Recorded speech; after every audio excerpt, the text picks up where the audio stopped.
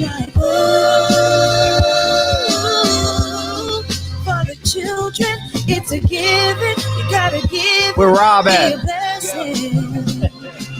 This my personal statement. Run the game like I'm ASICS. Learn to develop traces, determined to be the greatest. Yeah, bobbing and weaving, they changing up like the seasons. Indigenous to the grind, so I do it for all my people. Jabbing the competition, back up against the ropes. You fighting for recognition, I'm fighting just to promote equality where we lack it. While cancer slowing our road, I'm confident we'll make it. We focus on common goals. Yeah, give back, give love, give something away. Never give up, stand tall to fight another day. 2 toes, 2 feet, I stand on the ground. I'm going back soon and fight this final round. Nice to play with no song. Learn quickly, they'll come for your road. Can't take it from slow. Cause the devil is a lie, hey. Telling you the truth, hey. It's all in what you do, hey. The things you gotta do, hey, hey, hey, hey, hey. Sergeant Cheryl Dorsey in the building, in the flesh, in real time. How you doing? I'm doing good. What's up? Man. What's up? Appreciate you. We got DB sitting on first, man. We got Al, Carol, Phil, 508. What up, Phil? We just played your favorite part, boxing conversation with Reggie Owens, Holmes, D. McGee, Hunter, Sergeant Cheryl Dorsey. Hey, DB, what's good? Duke, what's up, man? Everybody in the building, man. What's up, Eric G. Brown? And we have Cheryl Dorsey in the building, man. We're gonna get right to it. How was your week? What's going on? How's Court TV and all that stuff? It was a good week. It was a good week. And so I got to share something with you guys because you haven't seen it for the LA family. I did a commercial on last week. And so it started airing today. Caught me by surprise because folks started hitting me up and saying, hey, I saw your commercial. Beautiful. It's been running for sure on Channel 7. I did get a chance to check it out there. Don't know what other channels it's on, but what it's all about is there is effort underway to criminalize menthol tobacco. Did you know that? No, Chris? No, not at all. That's why I'm here, sir, to tell you everything you don't know. Yeah. Thank you. So, who said? Did somebody, G Brown? Did you say you saw it? Okay, so you saw G Brown. Yeah, so here's the deal. I've been talking about this now for about 2-3 years, and folks don't even know that this is going on. It's a thing. And there is an effort. It's already law in a few places in Oakland, San Francisco, Wisconsin, and a few other cities and states. They are working to make it law in New Jersey statewide. They're not going city by city, but here's the deal. They are trying to criminalize the use of menthol tobacco products. And you know who smokes menthol? I'm talking about Kool, Benson and Hedges, Salem, Newport. You know who smokes those? Black and brown folks. Yeah, some immigrants from Africa. And so, you know, it's under the guise of smoking is bad. I get that. I don't smoke. I used to years ago. But if you want to speak to people about the ills of tobacco use, then educate. Don't criminalize it. And why are they only criminalizing menthol and not Marlboro or Camel or whatever white folks smoke? Yeah, it's a problem. And so I believe, as do others who I belong to a group of attorneys, prosecutors, law enforcement officers. It's called LEAP, Law Enforcement Action Partners. And I have been speaking with them and on my own about the unintended consequences. In other words, can you imagine if some young millennial is driving down the street and let's say over in Culver City, it's been banned. I spoke to their city council a few months back and they banned it. So if you're driving with a Newport in your mouth and you just leave Compton and you heading over to Venice Beach on your way through Culver City, it could be a problem. And if the police pull you over, there's no young Black person who's going to believe that they are pulling them over for a legitimate reason, unintended consequences. They're going to think they're being racially profiled. And then you know what happens after that, right? Contempt of cop, you piss one off, and then you're on the back end of an Eric Garner situation, right? So this commercial has started to air. There is a Senate Bill 793. Check it out, California family. You need to contact your legislators and let them know that you are opposed to the criminalization of menthol tobacco products. Senate Bill 793. It's a thing. That don't even sound realistic. That don't even sound like normal. Well, and that's why it's real like shh, don't talk about it too much. But it's a thing, and it's been going around. I first wrote an article in a magazine called Ozzy, OZY. I don't know if you're familiar with that, and I don't even know if I can maybe I can bring it up. You gave me the ability to share stuff, right? I'll share the article with you, and you can read about what I refer to as unintended consequences of this particular law. But it's a thing. Jesus. And will this be on the ballot in November? Well, or is it they just it's kind of going city by city, and so like right now, Los Angeles City Council is considering whether or not they want to ban menthol tobacco products in Los Angeles. It's going city by city by city. I spoke at the city council in Compton, and right now they put a hold on it. They started talking about this because of vaping and the problems that were associated with the kids and vaping, and because the kids are vaping with flavored tobacco. Sure. So while that's problematic, there are they decided to lump into that menthol tobacco. And that's where the cigarettes came in. And so DB, he's already talking about it. Yeah, Culver City, Santa Monica, Orange County. Yeah, it's a problem. But yeah. So what were you asking me? I'm sorry. No. I'm multitasking. No, as you should, but Drew Titan got a message for you. What's Drew? Oh, Drew, I got another proposal. By the way, did you get a ring in the mail? Look, OG, who is that? OG Grant? Yeah, he just talking. He just talking. He ain't serious. I called his bluff and then crickets. Crickets. I ain't heard nothing. Listen, he was sliding over to my channel, right? And he was, just saying little sweet nothings, over there on my channel, right? When he thought with nobody looking, it was just he and I, right? And I called his bluff. Size 7, dude, where you at? Crickets. Ain't heard nothing else from him. Triple OG, man. You slacking on the temple. Hey, we got Pastor Darrell Ward in the building. Pastor Darrell Ward. Oh, man, we in the barbershop, Pastor. So tell us what you told Asia Brown in the city council. Well, what I said is that I'm concerned because it just gives police another reason to deal with us, another tool in their box of bullshit, why they would stop and deal with someone. And again, if a young millennial is pulled over for having a menthol tobacco cigarette, they are going to swear that they are being racially profiled. There's probably going to be some, fuck you. And then the next thing you know, they pulling your ass out the window and you don't even understand why, because you can't believe that having a Newport cigarette is somehow problematic. Because when you left Compton, it wasn't. But now you're in Culver City and it is. So what's the crime? Like, what's the hey, what you in for? Smoking a cigarette.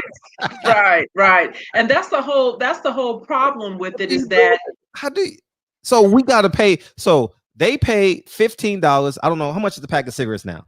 About 20, I think. I don't know. They pay $20 for a pack of cigarettes, and we pay $50,000 a year to keep them in jail. And that was the whole problem behind the situation with Eric Garner, because they said that he's out there selling loosies, and I mean, okay, is that really a big deal? I get that whatever tax revenue New York and other places can't get because of people selling loosies.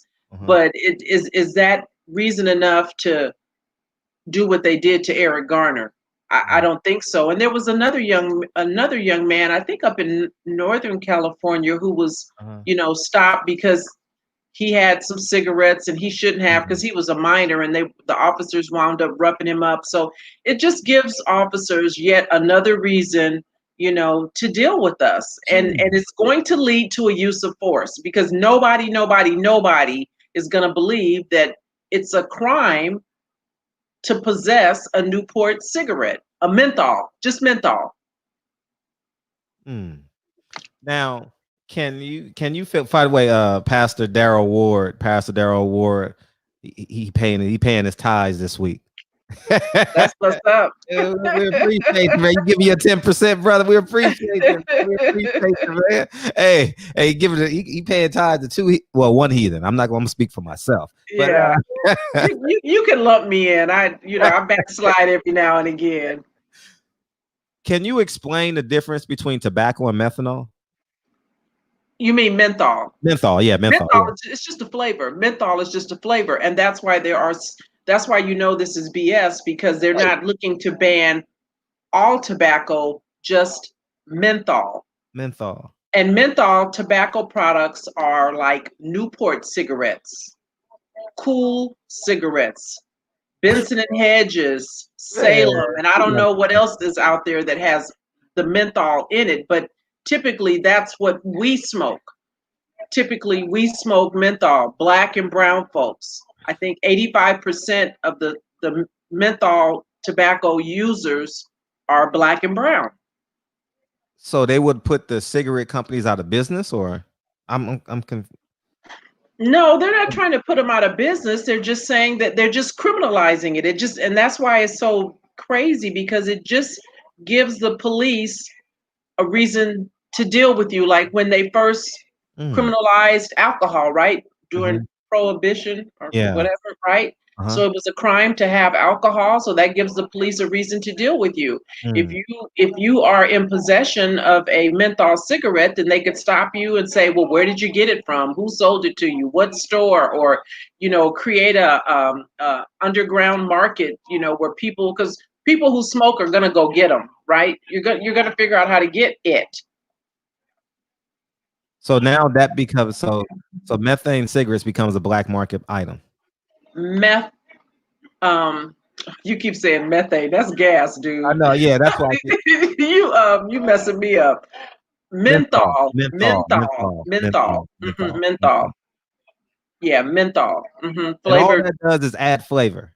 The menthol. Menthol is the flavor. So what's a non-menthol? Camel. Camel is a non-menthol. Marlboro. I can't rattle them off because I don't smoke, but I know Camel doesn't have menthol. So, and who smokes, Marlboro? It ain't us. Yeah, right? My dad smoked Newports or Cool or something. I know it was a green packet. I'm not sure what it was. Yeah, but that's what we do. And that's why it feels like we're being targeted yet again. Because it's not that you're saying, well, we want to ban all tobacco, then ban all tobacco, make all of it illegal. But you're only banning menthol? What's up with that? Man, that's a new. I told you, I say this quite often, Sarge, that they don't call us nigger anymore. You know what I mean? That will get an immediate reaction out of us. They just create laws to keep us binded. You know what I mean? Dude, you know what that would. I just like it does. It's financially, it don't make sense. Financially, it don't make sense. Drew Titan said, we stop smoking, they'll invent something else. Man, we in a whole heap of trouble. Hey, I sent you an article. Check your email. I'll talk about it briefly. A friend of mine wanted your response to this. You sent me an article? Yeah, it's in your email. Oh, really?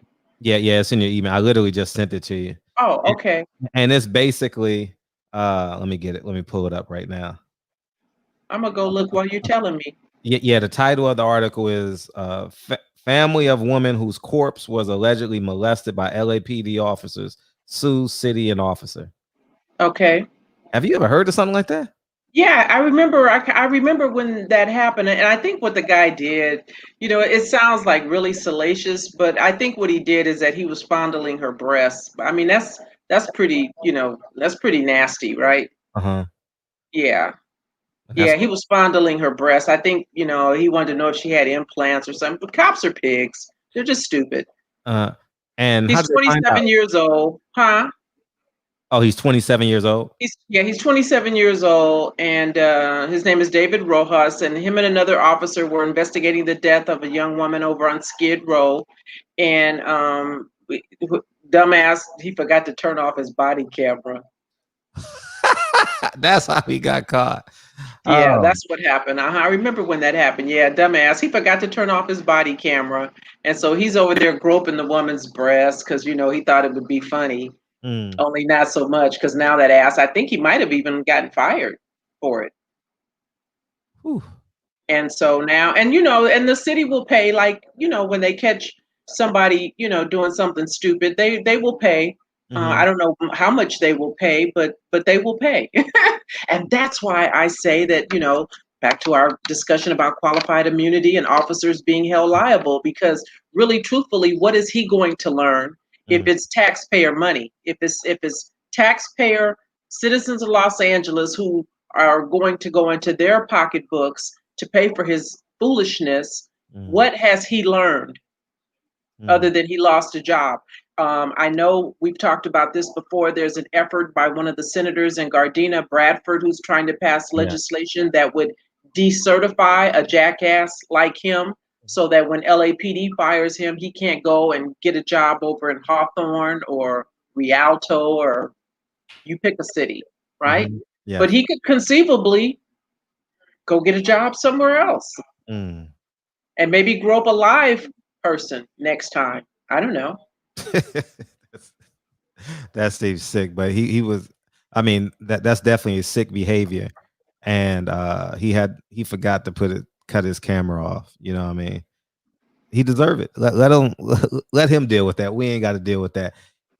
We also talked about the black police officer that I sent you yesterday. The black police officer, he got fired because he spoke up on George Floyd, and you said you actually found him yesterday. Yeah, I did, because I was a paid investigator. Yeah, So I did. I found him, and more than that, I actually had a conversation with him. He called me. I wasn't sure because I'm imagining that he probably gets a lot of right now people for him, and I wanted him to know that I'm not crazy. I might look crazy, but I'm not. And so he called me, and we talked. And so I asked the brother, what does he ultimately want to do? What's his long game? And so he's still kind of trying to figure it out because this is all very new to him. I encouraged him to get an attorney and get his job back, because now they have changed the policy with regards to social media and what you can do and can't do. It was kind of really vague before. Sure. And so my position is that you can't be fired for something retroactive, right? Yeah. They did, but it would be up to him to fight back. So I encouraged him to do that because I believe, and I also asked him to, come on my platform on next week. I hope that he will, so we could talk about it, because I said, as long as you don't allow them to operate in a vacuum, I think it's much better to, I say, if you're going to have intercourse with me, I want you to do it in public, right? Yeah. I don't let you just operate in a vacuum. Facts. So let's talk about it. Yeah. And it's Greensboro Police Department is the agency that he worked for. And he was only there for a little over a year. I was trying to be clear to understand if he was off probation and vested, because when you're not off probation, it's very easy. You're pretty much at will. Yeah. But he says he was off probation and that he, had all the rights and standing as of a full-fledged officer.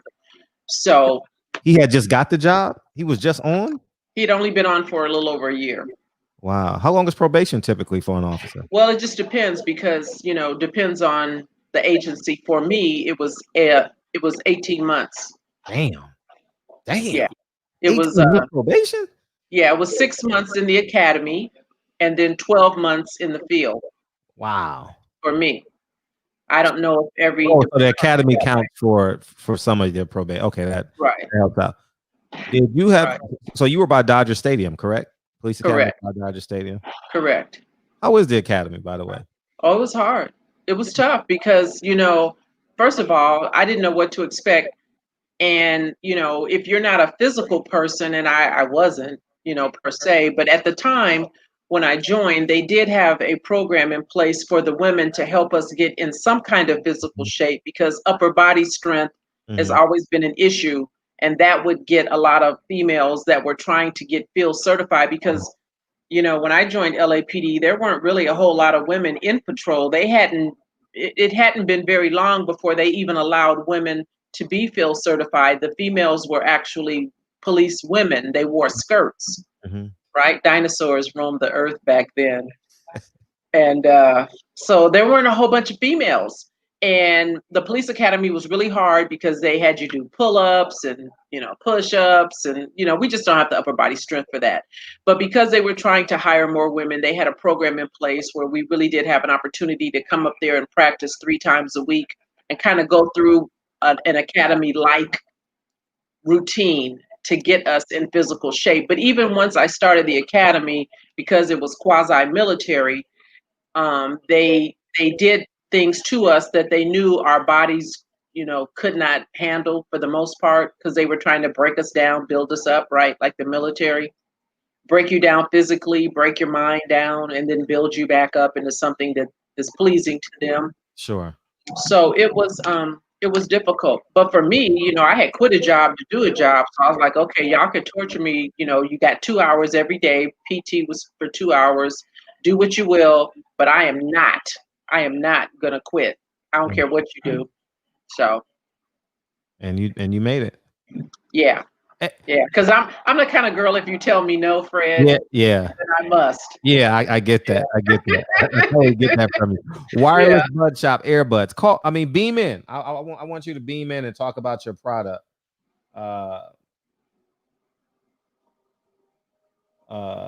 He has he created earbuds, Oh, and he sent me some, and if he wants to beam in and talk about his product, and you can chop it up and make it a commercial, and we can repost it somewhere. But so he has his wireless earbuds, and similar to Apple, comparable to Apple, better than Apple, and okay. and he went all in. He went all in on his business. So I'm excited for him to call in or beam in if he wants to do either of the two.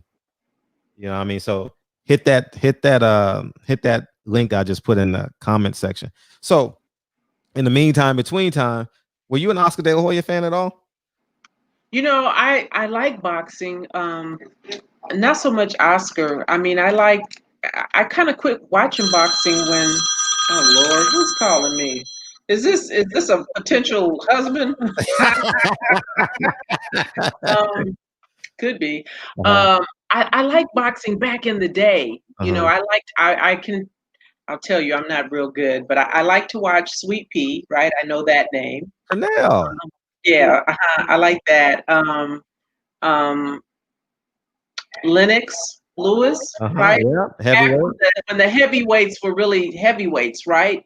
And there were more of us, right? You see, there were more of us. Yeah. So whoever was fighting around the whole Lennox Lewis, Evander Holyfield, of course, Mike Tyson. I call myself a little boxing aficionado. I would watch. Yeah. But I'm not Oscar, not so much. He didn't really do much for me. Yeah, and he probably wouldn't have liked you anyway. Probably would have liked your brother instead. Yeah. Did you ever see that picture of him in fishnet stockings and all that? No, can't say that I have. Are you so shit? Oh, why would I? Well, when we get our next phone, when someone calls in, I'll get the picture and put it up, Okay. and I will gladly show it Well, to you. listen, so here's the deal. I mean, that doesn't surprise me because, I don't want to generalize, but I will tell you, I think having worked LAPD and being downtown LA, Skid well, that's Row, pretty much what it is. Go ahead. that's kind of a common theme with that culture.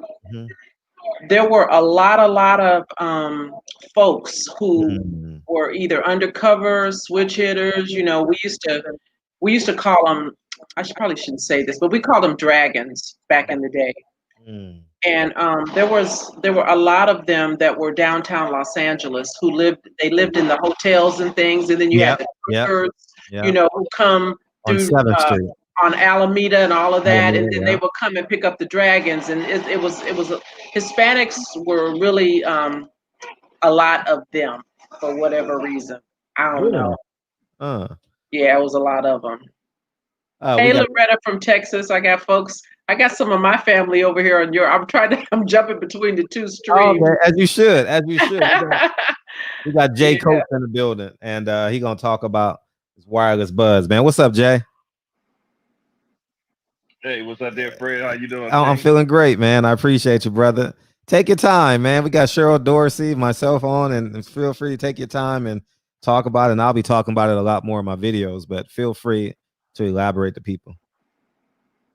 Hello, Queen. I'm doing well. I'm excited to hear about your invention, your product. What's going on with you? Well, it's called Earbuds, and what it is, it's a wireless earbud. And the reason what really made me get into it is because I got 7 kids for one, and all of them wanted these Apple AirPods, and I'm like, Apple products cost like $200 per, $250 per for each one of these units. And you know how kids are, they lose them all the time. And after I really checked them out, I said, you know what? I'd have been to China, and I have a lot of contacts over there. So I communicated with some people over there, and we put together what we call now Earbuds. And Apple products run about, like I said, around $200.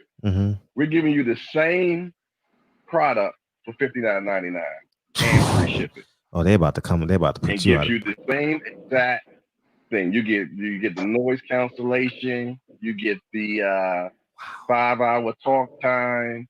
You give the crisp and clean. I'm speaking on it now, so you can make sure you hear me pretty good. And it's Black owned. So, and I wanted to have something that, we buy into ourselves, because, we're sending so much money out our community, but they're not sending it back to our community. So I wanted to have something that we say, hey, these are ours. And I even put the black fist on it. I saw that. That was pretty dope. Yeah. And how long have you been in business? Well, with the earbuds, I just started that, but I've been in business since I was 21 years old. Entrepreneur, serial entrepreneur, huh? Hey, people like post the link. Yes. And here's what we need to do. I need him to get at least 50 reposts. Okay. People gonna do it. We gonna see if we get you 50 reposts tonight in your Instagram stories. So you got to tell us what's your IG. Put your IG in there. Put your IG, put your link to a picture of your earbuds that's on your Instagram page, and put that in the link, and it's $59. Man, he got to get at least 50 reposts, man.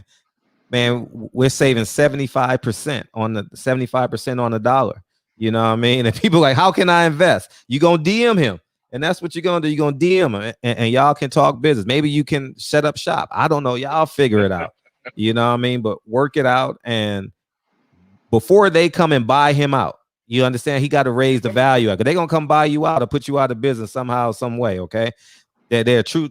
Apple is a true $2 trillion business. $2 trillion. That's how much they're worth. So, so before they do that, actually, they made $12 billion in 2019.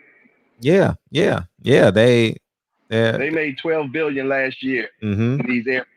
Yep. And I believe it. And I want some of that. You know what I mean? all the fighters wear them. All the fighters when they, because I'll be like, who they talking to? And they be having the earbuds in their ear. They all have it. They all had that because it's like the cool thing to have now, you know. And but yeah, man, we gotta get you 50 reposts. Well, 49 more because as soon as I get off, I'm gonna repost it. But you got to put it in the link, man. You gotta put it in the chat, homie. Yeah, man, I gotta figure out how to do it. You know, I'm a little old school. Oh, got to copy and paste. Well, wake up one of your 7 kids, nigga. Wake up. I was gonna say, all you need to go do is get a kid to do that. Trust me, I'm figuring out why I'm sitting here. Yeah, you know, copy and paste. Let me go there. Yeah, some of your people know me by, you know, Jay Hardcore from Hardcore Boxing News as well. Yeah, we actually did a fight together. Remember, we sat next to each other. Yeah, we did that. That was down at the MGM in DC. MGM. It was Lamont Peterson. Devin Haney fight. No, that was Lamont Peterson. Yeah. Lamont Peterson. Lamont. Weren't you at the Debbie Haney one? No, it was Lamont Peterson. It was Lamont Peterson when he lost the Lipinets. You were at that fight, right? Yeah. We all sat in the same row. Man, that's right. I'm not gonna play the role of your 8th child, but I'm gonna put it in the link. All right. Repost, y'all. All right, we're gonna repost in our stories, okay? Repost $59. $59. All right, and that's what we're gonna do. And I tell all you guys, if y'all got product, I don't want to hear Fred don't help. Everyone has an open invitation to post their products, okay? Everyone has an open invitation. Come on, we're a community. You got to get 50 reposts, okay? 50 reposts, 59. I'm gonna repost at the end of this show. $59.99. Man, $59, man. $59. And people I just put his Instagram. Tell your girlfriend you can get, if you got 4 kids, it'll cost you $200. You know what I mean? And that's a beautiful thing, man. So we're gonna push it. We're gonna push it, and I'm gonna push it in my what you call it too.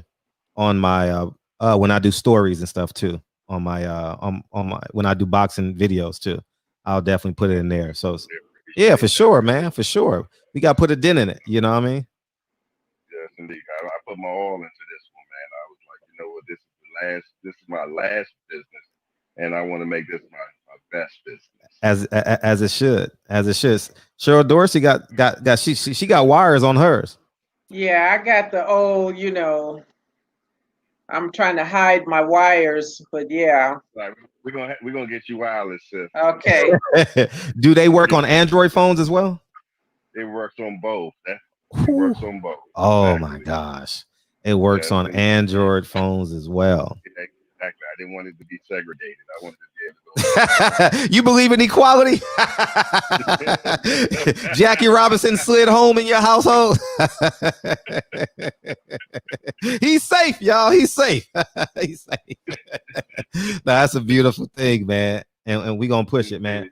So it works on Android. All Around Strong. He's in your hood. All Around Strong. What's up, All Around Strong? Y'all in the same hood. You know, y'all can link up. He does personal training.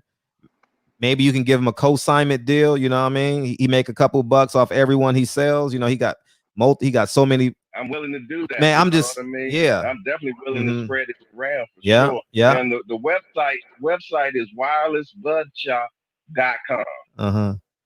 They go on to your Instagram right now. Wirelessbudshop. Yeah. It's in the bio on the Instagram. They can hit it from there. Yeah.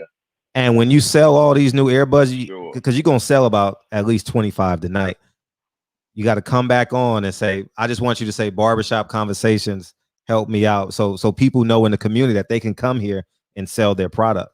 You know what I'm saying? Yeah. Consider that a done deal, Brett.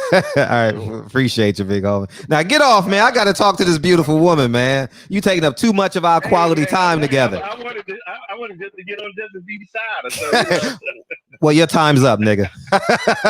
I'll see you nigga later. Love y'all, man. Appreciate you, big homie. Appreciate you, big homie.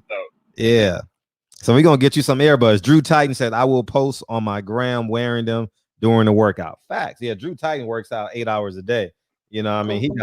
He got muscles. He got that motherfucker swole. I want to see. I want to see. Oh, Drew. Oh, he don't mind beaming in now. Oh, you Okay. ain't said nothing. Hey, Drew, you want to beam in? Drew ain't got no problem doing that. Yeah. Yo. Is he an exhibitionist? Oh, he has no problem. Drew is that Okay. nigga, man. Drew is that nigga. Yeah, we Oh, okay. Be careful what I ask for, right? Yeah, he'll hop on a jet right now. He, 3,000 miles ain't a thing to him. He's a former cop. 9 years. 9 years. NYPD. Oh, okay. Oh, okay. Yes. Then he might know some of my colleagues over there on NYPD. Corey Pagay, I forget how he says his name. Drew, I don't know if you can hear me. Noel Leader is another name. Vernon Wells, some of my colleagues. He gonna beam in. Oh man, see, Wireless. We appreciate you, big homie. We appreciate you, man. Thanks for the support. We're gonna support you because I see no reason why we should be supporting Apple. You know what I mean? Yeah. It was like, you remember Stephon Marbury when he came out with the shoes and he was competing against the Jordans? You asking me? Yeah. Really?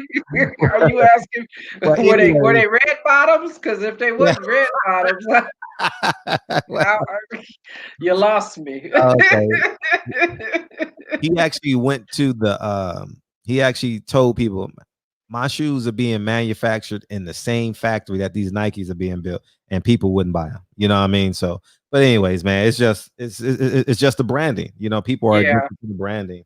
You know, what's Eric talking about? He got a muscle, dude. Stop. Okay, well, he about to show you. Well, the niggas about to show you. I think he talking about something else. Hey. I don't think she heard that. Where these niggas be at when they say they doing all this and all that? He doing all this and all that right now. Okay. Hey, you know what that nigga said? Hey, Drew, that nigga down the street just called you. Hey, go see what he want. He jumped in the front of the line. Nigga, what's up? Is this Mr. Drew? Nah, this is Eric, man. This Eric. This Eric with the muscle. Oh, okay, Eric. No, it's not. I didn't say that. I didn't say that. Somebody said they got a muscle and it was just one. So I'm wondering, I know about that one-eyed muscle. I don't know what you're talking about, sir. That wasn't me. Okay. Okay. All right. Just checking. I just want to call in and say good evening to you, Queen. I got your email. You told me that the book is on the way. So you're Eric from Texas. Yes, ma'am. Oh, very good, very good. I'm glad that I was able to get that out to you. So thank you so much. I want to say thank you to you, sir, and everyone else who was so kind to want to know what's going on with me and my life and purchase my autobiography. So thank you. I really, really appreciate your support and love. And so once you get it and start reading, then you got to tell me what you think about it. I really, would like to know. I'm always interested to hear feedback from others about, what I said about what I did. Right. Yeah, I'm definitely looking forward to getting it. Because I want to know everything I can about you so that when we talk, I can stimulate your mind. And, I'm an open book. And the good, the bad, the ugly, and so you probably gonna learn some stuff. You'd be like, ooh, that was too much right there. But we all have a past. Just don't judge me. I'm actually reading 2 important books right now, but I'm gonna put those aside when I get your book and start reading it. Okay, very good. Very good. That nigga just licked his lips, dog. I'm about to turn. Listen, Fred. I think he blushing. That nigga. Oh yeah, he's the blusher. Cheeks Yeah, all red. That nigga is the blusher, nigga. Yeah, cheeks all red and stuff. Hey, that nigga. Hey, I swear to God, he just combed his beard. I swear to God. That nigga just combed his beard. that nigga when they put that black oil on that shit. Like, hey. No, this is natural. I know. Everything is all right. Everything is always like this. Just wanted to come in and say thank you for that. I appreciate you. No problem. All right, I'm back in the chat, Fred. You ain't got don't talk to me, nigga. Shit, I ain't here. Oh man, appreciate you. All right now. All right, what? So I got a brilliant idea before I bring Drew in the building. Before I bring Drew in the building, Jay Hardcore, I got a brilliant idea. Monty is in the chat. She is most beautiful. Okay. She just did a commercial with Patty Dean promoting her medallions. She's gonna DM you. See, this is how we're gonna keep it all in the family. Okay, y'all gonna talk and see if y'all can come to a consensus on the deal, because I think even if you use her as a model, you got that black fist on. Even if you use her as a model, Jay, it can definitely work out for you. So I'm advising you to hit her up and y'all do that, and then maybe y'all can work something out. And then we got the boy Drew in the building. Drew, Where these niggas be at when they say they doing all this? Hey, where y'all niggas be at? Hey, Drew. Yes. Good evening. What's How y'all up? doing? Oh shit. I mean, How you doing? I'm doing good. How are you? How are you? I'm taking a break. I'm at work right now. But my boss kind of mad at me, so I said, I'm gonna take a quick 15. You got to call in a personal. You remember all of that stuff. Call in a personal and had to duck out of here real quick. Cool. Yeah, man. So how are you? When are you coming to New York? With this COVID thing, I don't know. I used to come quite a bit. I have a good girlfriend who lives in Harlem, and I also come there because I roller skate, right? So I go to Branch Brook and roller skate. Oh, you skate? Yeah. So my skate crew is in New York. Yeah, I skate with a crew. Yeah. Oh, okay. Yeah, we definitely gotta get up. Do you jump rope? No, not so much. Do I need to? Yeah. Do I need to? Yeah. I will. Hang with me, you gotta have to jump some rope. Hang with me, you gotta have to jump some rope. Okay. Well, let's do that. I'm planning a date right now. So we got roller skating, we got a gym date, we're gonna jump some rope, and we're gonna eat some food. Oh, see, I'm a foodie. I'm a foodie. Yeah. We talked about this last week, Fred. Matter of fact, since I last saw you, I had my tomahawk, dude. I went to Yamashiro. okay. Are you hip to Yamashiro? No, but I will. Ooh. Yeah, it was good. When we officially meet, we'll go have some steaks. How about that? Absolutely. Yeah, we'll go have some steaks for sure. Absolutely. Yeah. Well, when you come this way, Sylvia's is out. It's not the same anymore. Yeah, Melba's, right? I like Melba's. Melba's is good. I'm gonna save a cheat day just for when you show up. Okay. I'm gonna do the mac and cheese in the Corvette. I normally don't do that stuff, but I'll do it when you come through. Okay. So, Harlem, we're gonna skate. We're gonna have a gym date. We're gonna do all that good stuff. Okay. So here's what you need to know, sir. I'm an elephant, and so you can't just tell me anything because I will not forget. Okay. Are you following me on Instagram? Listen, mess around and have me chip you. I don't know where you are at all times. Hey, you still got a Glock 19?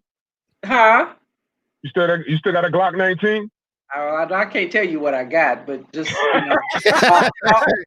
all you need to know is that I understand. I just need 2 pounds of pressure. Know that. There it is.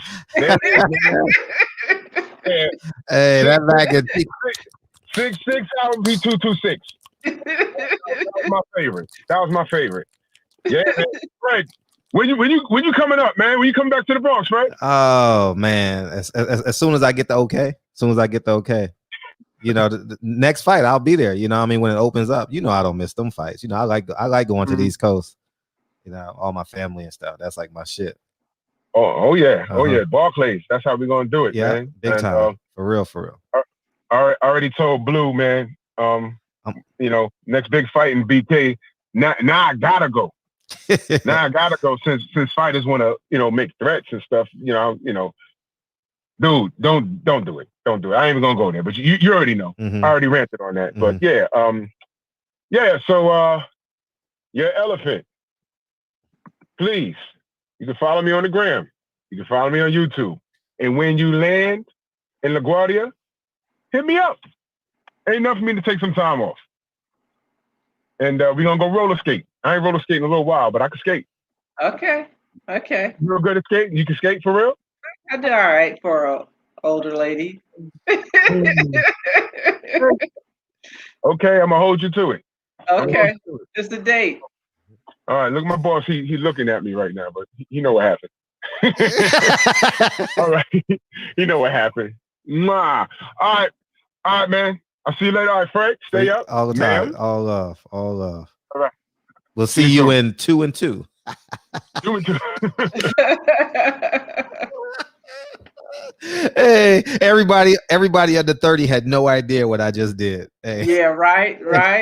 Well, somebody already accused you of being Chuck Woolery, so goddamn love connection going on. Hey, shit, it's the barbershop. You know what I mean? You came in here to get a lineup and walked out with 3 lunch dates. You know what I mean? Yeah. That's what it is. You know what I mean? It can happen like that. Yeah. Yeah. He's in the DMV area, Monty. He's in the DMV area, so that'll be cool. And what else? Triple OG is in the chat, man. He said he's gonna have some surgery tomorrow, dude. If you need some chicken soup, let me know. I know my way around the kitchen too. Hey, tell me something. So you got hit on what? How many times a day? Average today? No, or, average shift. When you were a police officer, average shift, 10 times, 5 times. Not so much because generally I'm taking them away. So yeah. People listen. I mean, I get y'all think I'm cute, me too, but they wasn't always happy to see me, right? So yeah, they wasn't always happy to see me. So, what's your favorite place to travel to? Ooh, Southeast Asia right now. Really? Yeah. What countries? Thailand. Love Thailand. China. Yeah. Phuket, Thailand specifically. Oh, Phuket is the best. Yes, yes. $1,000, you could stay there a month. I know, right? Yeah, that's what I like about it because the U.S., at least when I went, U.S. dollar, one U.S. was 8 of theirs. No, 38. Yeah, 38. One U.S. was 38. Yeah. So yeah. Yeah, because when I was in a decade, and it was 4,000 baht for $100. Yeah, I love Southeast Asia, and I like to go to China because I like to shop. So I got a couple of vices. I'm a foodie, and I like to, I like clothes, clothes and shoes. I'm asking some DB questions right now. Okay. What some great restaurants in LA, like not in Riverside, but in LA that you frequent? Well, I guess it all depends on, what are you looking for? I mean, if you're talking high end, I'll say Ocean Prime. Ooh, you hip to Ocean Prime in Beverly Hills? Yeah. Yeah, I like Ocean Prime. I like I can't pronounce it, but it's in Long Beach because I like steaks, and so any place that has a nice steak, gotcha. I'm good. There's a really nice place this is in Palm Springs. They have a 1 pound lobster, and it's just ridiculous. Yeah. But then I like, I like simple stuff. California Pizza Kitchen. I'm good there too. Yeah, they got good salads there. Yeah, I like California Pizza Kitchen. Uh-huh. Yeah. We call it CPK, but you call it Pizza Kitchen. Yeah, CPK. Or PF Chang. I like them too. Uh-huh. Yeah. Yeah, PF Chang's got great dessert. They have this like banana Foster type of dessert. I'm a dessert guy when I go. If I'm not eating a steak, it's more I'm going for because they have great dessert. Okay. Yeah. So one of getting back to like the police conversation. I know abrupt U-turn. How can we alleviate the stigma of police officers in the community?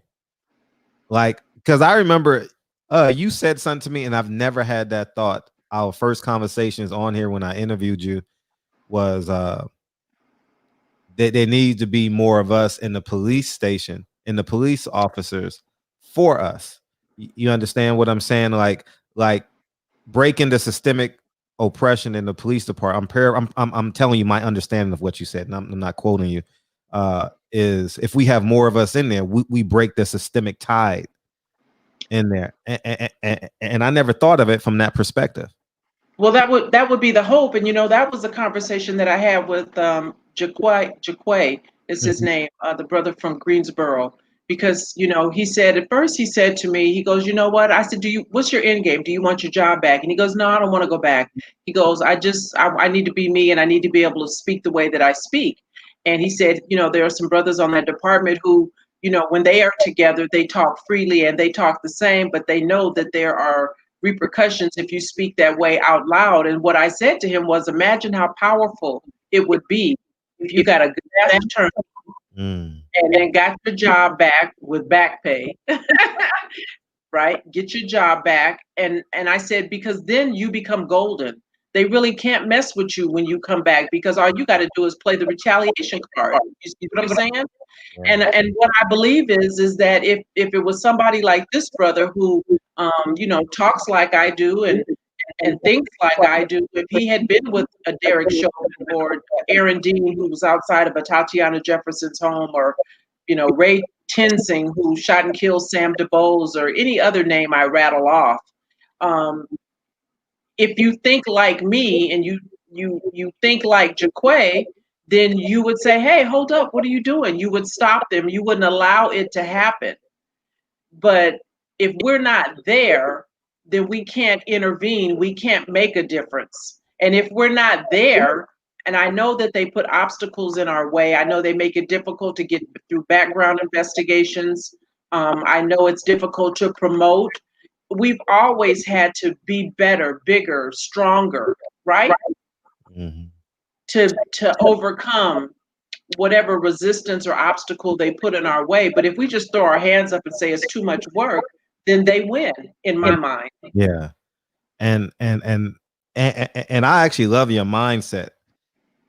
You double down on it at the beginning of the show when you're talking about the police academy. You could do anything you want to me. I'm going to get through this police academy. And prior to you saying that, you also said that I needed a job because I was raising these boys, and it's nothing you was gonna do. I was not gonna not be a police officer. There was nothing you could do that was gonna stop me. It takes a certain mindset, and I understand that, and that's why, no matter the ethnicity, everyone who wants to be the police should not be. I get that. It takes a certain mindset. I don't think I'm Billy Badass. That's the term that I use for cops who are kind of uber aggressive. But I am an alpha. I am. You have to be. Because if you're not, then you will become prey. And so that's why I say I'm the kind of girl, if you tell me no, then I must. And so I just was not there for any foolishness. And it worked to my advantage, actually, because what I found out in my own personal experiences, if I happen to work with a white officer who may have been a card-carrying Klansman on that night when we were together, he didn't do any of that bullshit because he didn't know if he could trust me. He didn't know if it was okay. And so I really didn't have times where I had to say, don't do this, or I had to intervene. They just knew based on me, based on the way that I carried myself, that she's probably the wrong one. And I was. Gregory X says, cowboy cut 32-ounce Wagyu ribeye. 32 ounces? Damn, that's 4 people. Oof. Yeah, that tomahawk I had, I think it was 36 at Yamashiro. It was 36 ounces. Yeah, that was a lot of meat right there. But yeah.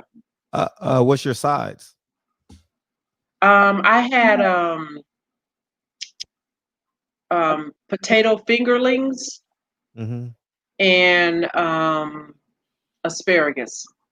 Yeah, you can't go wrong with asparagus. Yeah. And when I eat steak, it got to be with some sort of potatoes. Like it just mash, whatever. You know what I mean? There's no way I can eat. But 36 ounces? Yeah, it was stupid. It was bananas, but it was really, really good. Did you finish it? No, Champ? heck no. Champ, did you? No, I'm a punk when it comes to that. You know, I can only eat. I just eat a little bit because, you know, I'm not trying to ruin my girlish figure, right? So Hey. I just eat a little bit and then I take it to the house and Okay, yeah. It winds up being dinner for 3 days. Yeah. After that, when you get home, you know what I mean? The third day becomes a soup, right? Right. It's not tender enough, right? So you got to put some boiled water. Yeah, man. Yeah, I can get down in the kitchen too a little bit. You know what I mean? Hey, but we got Triple OG. How come Triple OG ain't called in? He doing all Triple OG. You be pump faking, Triple OG. I'm calling you out right now, Triple OG. I'm calling you out because how we met on this show, how we met was Triple OG was just smooth, man, calm, cool player. You know, he was 64 at the time. You know what I mean? He was 64 at the time, and he was a calm, cool player. You know what I mean? Smoother than satin. You know what I mean? Stronger than leather. You know what I mean? And now he's slowing down. He turned 65 and slowed down on us, man. Why you ain't calling in, Triple OG? What's the problem? What's the problem? Hey, let me talk to Gregory because Gregory X said, luckily she's retired and seems to have a different mindset. So let me say this, Gregory. I'm the same person I've always been. I don't talk like this because I'm retired. I've always been outspoken. I've always been very different. I'm not conservative, and that was a little unsettling to them. When I came on the department, I actually, during my time on LAPD, I actually wound up suing the LAPD twice because of what I was going through. And so it's not that I felt some kind of freedom and liberty once I retired. It's just that I happened to be retired. The department made me, you know, who I am. And so I say that I'm Frankenstein's monster. I am the way that I am because of LAPD. I talk a lot of shit. I back it up. And that's always who I've been. I'm just stubborn. I'm honorary in a lot of ways. And like I said, if you tell me no, then I must. And so I had a lot of partners who some were mean to me, not necessarily because of I didn't have issues with what was going on in the field. My problems were internal because I worked with white boys who didn't want to talk to me, and that was fine. All night in the car, they wouldn't talk to me, or they would talk about me behind my back, supervisors as well. That was fine. I just had to weather that storm. And then as I weathered those little storms, I started to have more time on the department. And then as I got more time, then I talked more shit. And then I started getting attorneys because I realized that there's a way to get you up off me. And so that's why I encourage people, if anybody's listened to my podcast or you come to my YouTube channel, every time I talk about something, I always say, get a good ass attorney, because there's one thing that these departments understand, and that's writing a check. And they will. And so I think if they're going to mistreat you, not that you're looking for money, but if they mistreat you, I think you certainly should be afforded, you should be compensated for whatever that grief is. So I am who I've always been. Gregory. Gregory X. He's a military man. Gregory X is a Okay. military man. And Dre's finest, Fred. I had to come. Oh, damn. You might as well read that. What did he say, Fred? Fred, I had to come in to see my beautiful queen. Ah, you guys are the greatest. You guys make me feel amazing. I need to come here more than once a week. But yeah, you guys are nice. You guys are sweet. I appreciate the kind words. I appreciate the sentiment. I appreciate the support because, for all of the niceties that I get here, I have people that come for me on social media. I don't know if you have that, Fred, but I do. I have people that You come don't know. Shit, I'm nigga number one. I'm like, Yeah. give me number one. Okay, so yeah. Yeah. It's amazing. It's amazing. You know what? I want to go back to the whole George Floyd thing that we were talking about because that's what got Jaquay in trouble. And I heard something today, and this is really unsettling to me because now I don't know which one of the officers is, but this is what they typically do to us: is they try to dirty us up in the media. And now they're saying one of the officers, George Floyd, did not die because of a choke hole or because the officer sat on his neck. Now they're saying George Floyd died because he was on drugs. And I don't know that there's any evidence of that. I haven't personally seen or read any autopsy report to say that there was any drug in his system. But let's say that it was. I promise you, if they had got up off his neck, he would still be here. And so I think this is just another attempt to dirty up him in the eye of prospective jurors because there are folks out there who are listening to this. And these officers know that. Yeah. And this is why it's so important for us to, not dodge these jury summons when you get them. Mm-hmm. You are the sole reason why I'm going to do jury duty. You're the sole reason. I've been dodging them for 15 years. You know what I mean? I don't believe they say they'll put you in jail for jury duty. They may well do it, but I don't believe it. And but I'm actually excited about doing jury duty.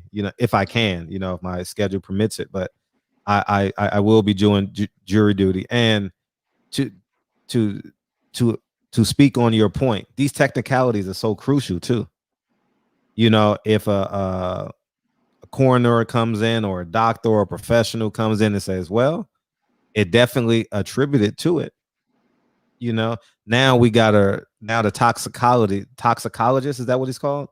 Comes into play, and how long is would he have died? Man, it's just so much. So these technicalities are real crucial to this trial and and I didn't understand this. I really understood this when I watched the documentary on O.J. Simpson. That 6 series or whatever it was on ESPN, how the court of public opinion plays into the juror's mindset no matter the evidence. The black woman, you remember the black woman? Oh, OJ was innocent. He wasn't, or she didn't say innocent, but right. I wasn't gonna find him guilty. Right, no matter what. No matter what. Right. No matter what. No matter what. And the same holds true for the non-black jurors. He's guilty. Right. So the court of public opinion is real crucial as it pertains to just dropping these anecdotes and paying media to pick up these stories and stuff like that. And now they're going to say, oh, he was arrested 44 times. Oh, and it has nothing to do with nothing because and whether he was cooperative or uncooperative, none of that matters either, because what I argue is once the handcuffs went on, it was over. Facts. It was over. Everything that he said, didn't do, once the handcuffs go on, it's over. And so it wasn't about gaining compliance or control. It was punishment. It was this Negro, and I'm being nice, right? But when you have a prospective juror who's heard the officer say, well, he wouldn't he wouldn't get in the car, or it looks like he's not getting in the car, you know, and there was a reason why he didn't want to get in. He said, number one, he was afraid, and number two, he said he was claustrophobic. But when you have someone who thinks that, well, what the officer said makes sense, because I always say great deference is given to what we say, then all you need to do is just create that little bit of reasonable doubt. Oh, and by the way, you know, he is a big, hairy, scary black man, and he was on drugs. So there's your reasonable doubt. We have to be on these juries if we're gonna have an opportunity to start changing the tide a little bit. Inglewood sends them to me on the regular, but I just ignore them. I think I've ignored about, in the past 4 years, about 10 to 15.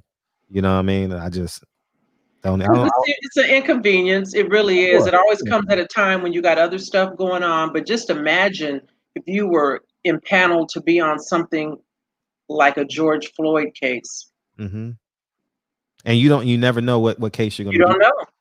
Yeah. You don't know. I'm definitely going to do it, and I'm actually excited about doing my first jury duty. So I've never done it, and we shall see.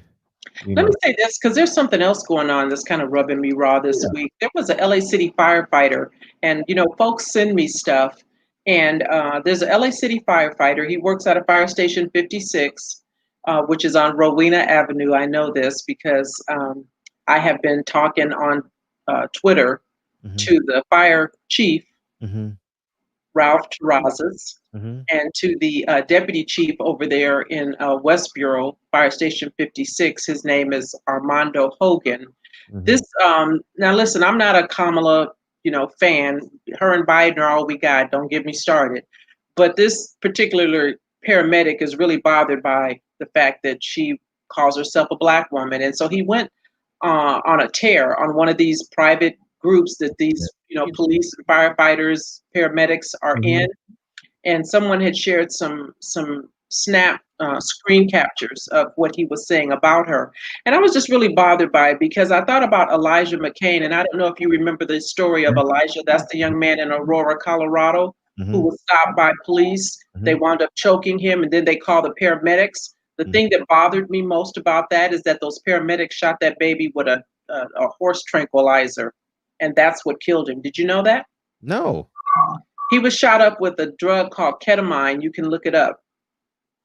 Ketamine is a horse tranquilizer. And when Elijah McCain died, the police said, we didn't, wasn't us. And it was the paramedics. They injected him with this thing. The paramedic says, well, in this area, quote, this area, we're allowed to do that. So I'm wondering, what does this area mean? And then that made me think about this paramedic who's talking all this mess about Kamala. And I'm like, okay, so if I was incapacitated, if I needed medical assistance, I don't know that I could trust you, sir. I don't know that I can trust you. Will you come out and shoot me up with some damn ketamine or ketamine, however you pronounce it? Because you got a problem with black women, black folks, but black women in particular. And so I just think as a public servant, he has just demonstrated that he doesn't have the skill set or the temperament to be a paramedic. And so I have been doing what I do, which is going public with the fire department saying, I tweeted to Garcetti and I did a screen capture and I said, sir, is this one of yours? Because I'm bothered by what this paramedic is saying. Can we trust him in our community? And the obvious answer. So I just think, folks should know.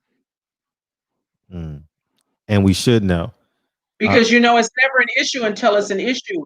And they don't ever take action until we make stuff go viral, right? Until we start talking publicly about what it is that they're doing and how we feel about it. We getting double talk. Probably got to pause. Probably got to pause yours for a second and then bring it back, or I'll pause you. Say something now. I was just saying that it's not until things go public that they actually take any action. Let me try something. All right, cool. Let's see if that works. And so I just wanted people to know that there is seemingly a card-carrying racist over in Fire Station 56. His name is Randy Qual, Qual, I think is his name. And where is that again? 56 station? Fire Station 56 over on Rowena Avenue. The paramedic's name, Randy Gall, Gaul. Randy Gall. He's a paramedic over at Fire Station 56, and the deputy chief is Armando Hogan, and the fire chief, LA City. What's the cross streets? Rowena, somewhere on the west side. Okay.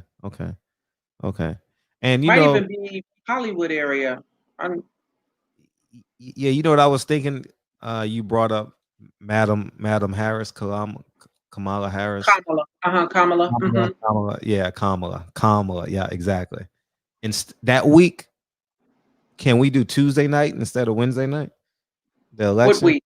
The election. The week of November. You mean in November? Yeah, because we're gonna have a good conversation then. Yeah, we can do whatever night you want. Because when we come on, they're gonna announce the president. Right when we come on at 8:00 or 9. It's not gonna be resolved. First of all, listen, you understand that this jackass is not leaving. You do know that. But right? It's gonna be a hot show that night. It's gonna be a hot show. Reggie Owens. They're not gonna announce that night. They're not gonna announce. You don't think they're so? They're not gonna announce. Because he already he messing with the ballots, with the mail-in ballots and all of that, and you know it's gonna be a couple of days after. Okay, so we can just come back Wednesday. Maybe it'll be done by Wednesday night. Maybe the following week. Damn, you think you think they're gonna have a recall and a revote? No, I just think he's going to say, because he's already telling us what he's going to do. He's already saying that I can't trust. He says the only way I can lose is if they rig it. And he said he's not going to trust the election. And he said, I don't know if I'm going to go quietly, which I know he's not. He's going to show his entire ass. And so it's going to be several days because there's mail-in ballots that probably won't be counted for in certain areas and districts because of all what's going on with them hiding ballots, making it difficult for people to vote by mail. So I think it's going to be what's DB talking about? Can we do it any night I want to? What are you talking about, DB? I don't know. He's probably talking to some dude in the chat. No, he said, Sgt Dorsey, can we do it any night I want to? Sgt Dorsey, excuse me. Yeah, I don't know what I gotta know what you're asking me before I just agree to it, dude. Yeah. But yeah, whenever you want to. If you want to do it the Tuesday before, we can do it. I'm easy. Yeah, thank you. I appreciate that. Yeah. Champion of Hearts said we're gonna get 4 more years of Trump. I don't think so. You don't think so? You don't think so? I don't think so. I think it's gonna be close. I think he's gonna be voted out. But what I do believe is he's not going to go. There won't be a transition of power, peaceful transition of power. I think he's going to fuck shit all the way up. In that White House before he leaves. I think he's going to do tremendous damage between November and January. Ooh. He's already invited Putin to come, and so I think he wants Putin to come so he can show him all the secret rooms and the secret exits that don't nobody know about, the place they take the president to when they think somebody's looking for him in the White House. Damn. That's what I think. Ooh. I just reset the phone line, so if you guys were wanting to call in, you guys are more than welcome to. Yeah, imagine if he just says, "Hey, Putin, here's the codes and all that." We got to literally reset America. Huh? Whoever that guy is that shadows him with the briefcase with the football in it, whatever they call it, somebody need to get his ass the night before the election. They need to get his ass and gaffle him up and take him to a special place because if Trump loses, if they announce that night that he loses. Yeah, he might just get the fucking thing and just hit the button himself. Could be a problem. Obama gave a speech tonight? Yeah, he did. How was it? And what did he talk about? It was good. It was good. Typical Obama. Good. I mean, if you like Obama. I like Obama. I like him as an orator for sure. He's one of the best I've seen. Oh man. One of the best. Yeah, he gave a good speech. He said, that our democracy depends on us voting. talking, which I Yeah, agree. you know, the more Biden talks, the less likely people are to vote for him. So I think he just needs to take advantage of this quarantine and have pre-recorded. You know what I mean? Like he needs to have he needs to do as less live as possible. But I'm not his Why do you say campaign that? because he forgets shit. He says things that are just off the wall. Like He's Uncle Joe. yeah, he's old, and that's another reason too. We got to put a cap on people being politicians too. You know what I mean? Like 77 and 78 for real. They nigga, 77 and 78-year-old people don't even drive in the hood. You know what I mean? Well, you know, it's like every other political office. They all start feeding at the trough and they never want to leave. I mean, look at what's going on here in LA. I just was talking to somebody the other day about Mark Ridley Thomas, and I guess he's termed out in one position. And so he was a city councilman, then he went to the supervisor, and now he's trying to go back to the city council. I'm like, dude, what's wrong with Mrs. Ridley? How come you don't want to spend no time with her, sir? Yeah. What the hell? Yeah, he's yeah, he wants to be in politics again. All of them. They're just they're all drunk with power, is what I think. Yeah. So yeah, that's damn. Yeah, Mark really timing. How's the phone lines? What's up? Oh, Reggie, you are still trying to Where these niggas be at when they say they doing all this and all that? Hey, Asia Math in the building. Hey, what's up? Asia. Something's wrong. You know, I'm gonna have to go to, you know what? Call in one more time. If not, I'm gonna go to another program. we having technical difficulties tonight. I noticed we having a lot of feedback. Yeah. Let me go this route.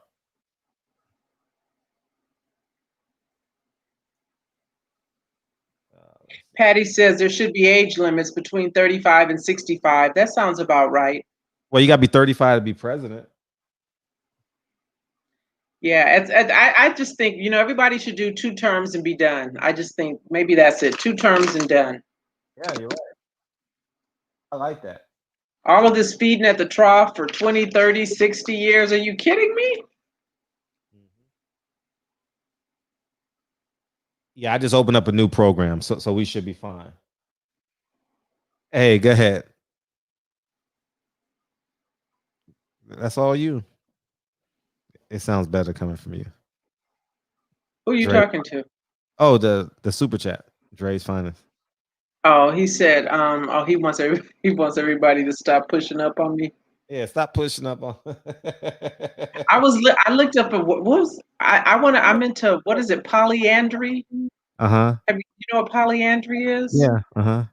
Yeah, I think I like that. Really? Talk about that. Yeah. So I can have about 4 or 5 husbands. We'll flip the script. Why not? Why not? Yeah. Why not? Dre and Triple OG and Eric from St. Louis. Can you hear me now? Can you hear me? Yeah. I hear you okay, now. good. Perfect. Go ahead. Yeah. I just want to kind of piggyback on what Officer Dorsey is saying about this guy not getting out of office. They can put me on the first team to go down and extract that fool, because I want to pistol with the clown. Well, you got to get over them 3 fences he built, because you know he got all them damn fences up for a reason, right? Oh, we'll bring some bulldozers down there. Coming through the I would love to be on the team to extract that clown up out of there. Do him like Saddam. Mm-hmm. Well, he's such a coward, you know. He will go down that hole because he's such a coward. Oh, for sure. He's definitely a coward. He got coward all written all over him, dog. Yeah, most definitely. And there's this other thing, like when people make the Biden news, there is no comparison between the damn two. One dude is a sitting president. I mean, those types of comparisons people want to make, because that's what leaves the gate open, is people being hidden Trump supporters to me when they make statements like that. There's no way of comparing them. And just looking at what this guy has done, this shit with the post office is ridiculous. Like you replace people who have, a long-term careers in the post office to putting in one of your buddies who has zero history in the post office. He's a competitor. He has investments with competitors to the post office, probably meaning FedEx and UPS. Wow. And he's removing these drop boxes. He's removing the processing machines. I worked in the post office, and those machines process hundreds of thousands of pieces of mail. One machine probably by itself, depending on how large of a city you're processing mail for. So you're removing this. What are you making inside workers do? Sort mail by hand, which is probably one of the hardest processes. When I worked in there, the process that we worked on, I think I did like Santa Monica and for some other city, which ain't as big as some of the other cities, but that was like 10-hour shifts. Jeez. So imagine what it takes a human to sort through mail like that. That shit is ridiculous. Like, and this is all strategy by these dudes. What was the reasoning for removing these machines? You can't say he come up with the excuse that the volume was low because of the shutdowns. That don't mean you take a machine offline. These machines are paid for, so you can't bring up about the cost effectiveness of a machine. You don't remove and dismantle a machine. Like this is all strategic. It's all deliberate by this dude not wanting to get up out his office. But it's looking very bad for him. And he speaks with less confidence. When he speaks is, if I win the election or this and blah, blah, blah. It makes no sense. And then he blocks this whole stimulus package was blocked because they wanted to put a piece of that package where it funded the post office to be able to do this universal mail-in stuff. But he speaks about dead people getting mail, which is a ballot, which he puts at some high percent, which is a goddamn lie. Speaks about the process being corrupted. But what he's doing is the biggest corruption you ever seen as it relates to the election process. But what he's doing, it speaks volumes to debunking the foolery that I hear from people who state that their votes don't count. If your vote didn't count, a motherfucker wouldn't have to do shit like this. You wouldn't have to go to those damn lengths. And they talked about in Michigan, which is, and I understand there's only like really 6 states that are gonna be responsible for the election, right?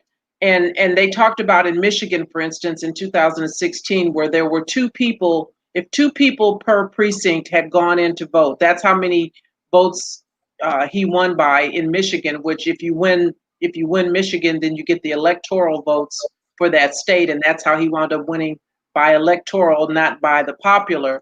And so when you have those particular states like Michigan, and I think Wisconsin was one, and I think Pennsylvania or Virginia was another one, where people just were kind of disenfranchised. And that's what this is all meant to do. Like you said, if the vote didn't matter, why would they be going through all of these machinations to steal your vote, to disenfranchise you, to prevent you from voting? It matters. And Trump understands that he's not going to win, I believe. And that's why he's saying all of what he's saying. He's telegraphing. And I appreciate him for being so transparent about the bullshit that he's planning, because now they have an opportunity to try to do something to thwart it. Before, everybody thought, oh no, this could never happen. He wouldn't do that. He wouldn't do this. Like Obama said tonight, I thought he would grow into the position, but he's incapable. He said that. Yeah. That's some real shit. He thought he would grow into. Get the hell out of here! Come on. Well, he said he was being optimistic. He wanted to give him, the benefit of the doubt. He thought that he would. He's a tyrant. Once he got into the position, he would understand the enormity of it and all that comes with it. But when you understand for real, he is mentally ill. His niece has told us what we have seen and know to be true in a way that you cannot deny it. He's mentally ill. He's crazy. He's batshit crazy. And so he can only do what he does because that's who he is. He doesn't see anything wrong with it. He doesn't have empathy. He has no soul, is what I say. He has no soul. So he can't care. It's almost like asking a child with Tourette syndrome to not cuss, or a child with ADD to be still. They can't. They can't. Yeah, absolutely. But Jay Cooley said, "I know my vote don't count because I don't vote." Okay. Man, Jay Cooley can be on that food shit all he wants. But the biggest thing is when it comes down to shit is how big votes count. Is when you fuck up, the first thing they take away from you is your right to vote. The biggest issue about the freedom of slaves was the fact of the whole ideal that came out of this slavery thing was not only about your freedom, but about the goddamn election power that black folks were giving, their rights to vote. And they pulled that shit away, coming up with idiotic shit about whatever test you had to take. But it was only done for certain people because then whites were grandfathered in, being the fact that they vote. So this shit is, it means something. This is a democracy, but the only thing in a democracy has been stolen, and it can be stolen from people when a whole sector of society is so lost, misinformed, undereducated. The whole mission of people who want to remain in control is to dumb down society.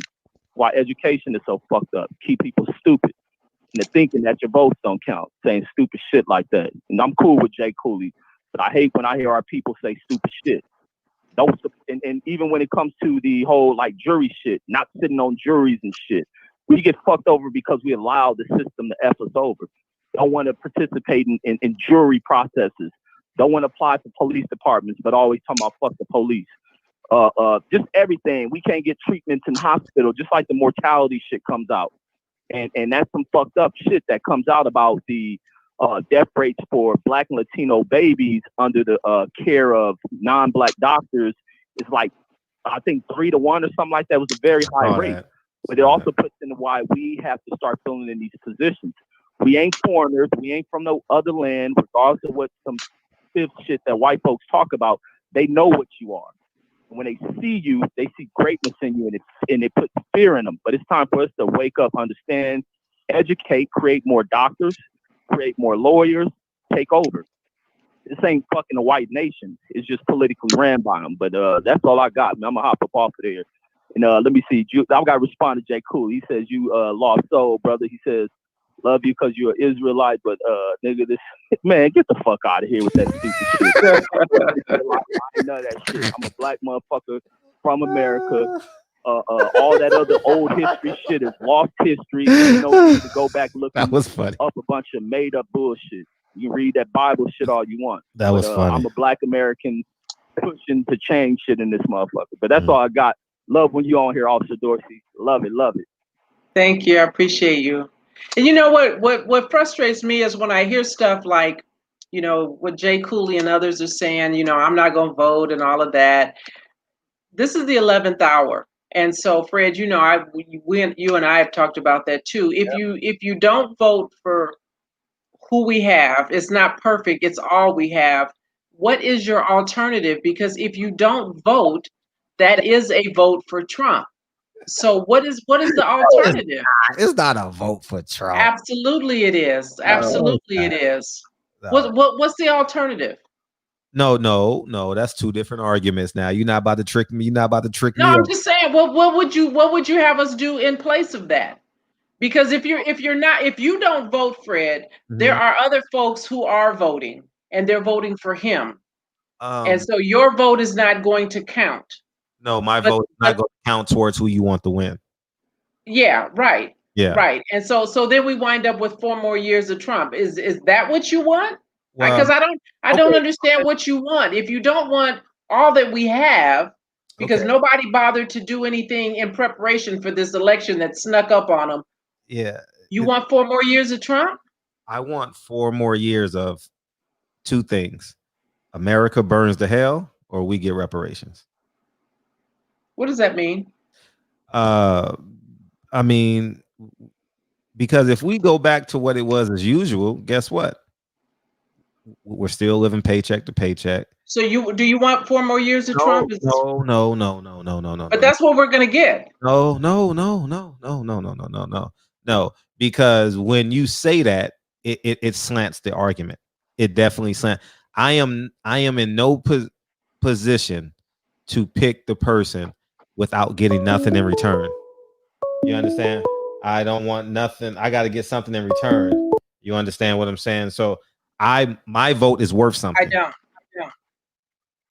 I believe my vote is worth something. So if you okay, so you're not going to vote because you don't think that this ticket that voting. we have I'm voting with Biden, you're not voting for Biden and Harris.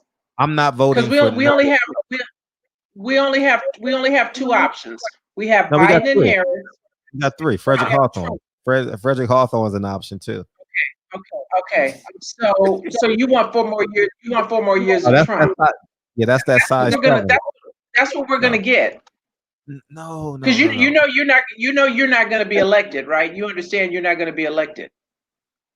I don't know that. Okay. You don't know that? Are you?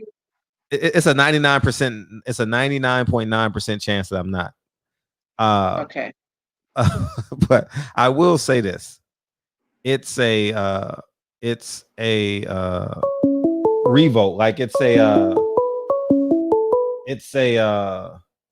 revolt vote. You understand? Like if they realize that 8% of black people or I should say 50% of the black people voted Green Party, then they're gonna be like, damn. There is no Green Party. I'm just saying, or libertarian. But let's not just say let's talk about what we have to deal with. Okay. Let's talk in reality. I am talking in reality. I'm talking in reality. There's gonna be 1 or 2 people that are gonna be elected. It'll either be Biden or it'll be Trump.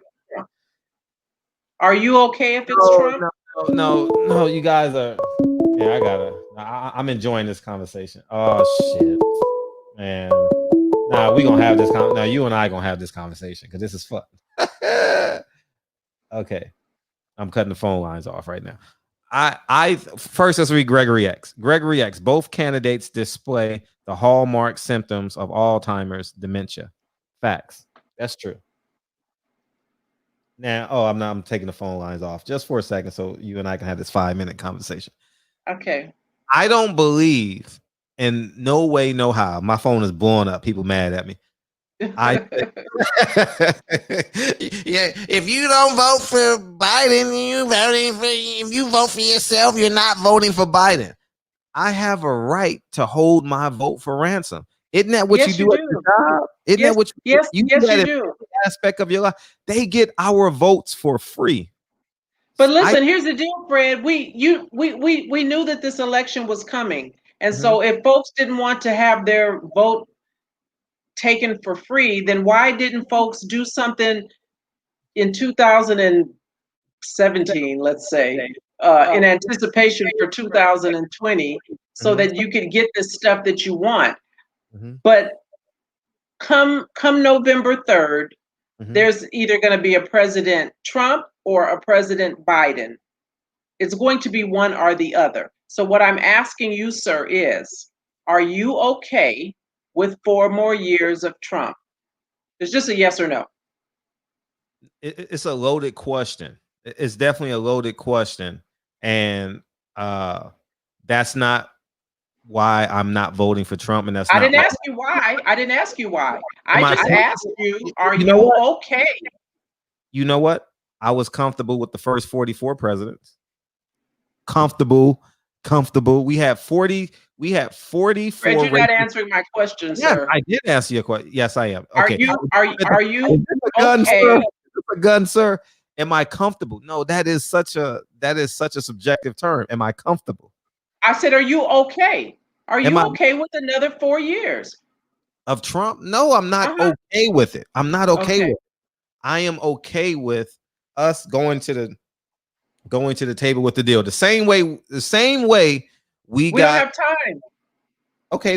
The same way we had 100 powerful black people, over 100 powerful black people sign an addendum to get Kamala Harris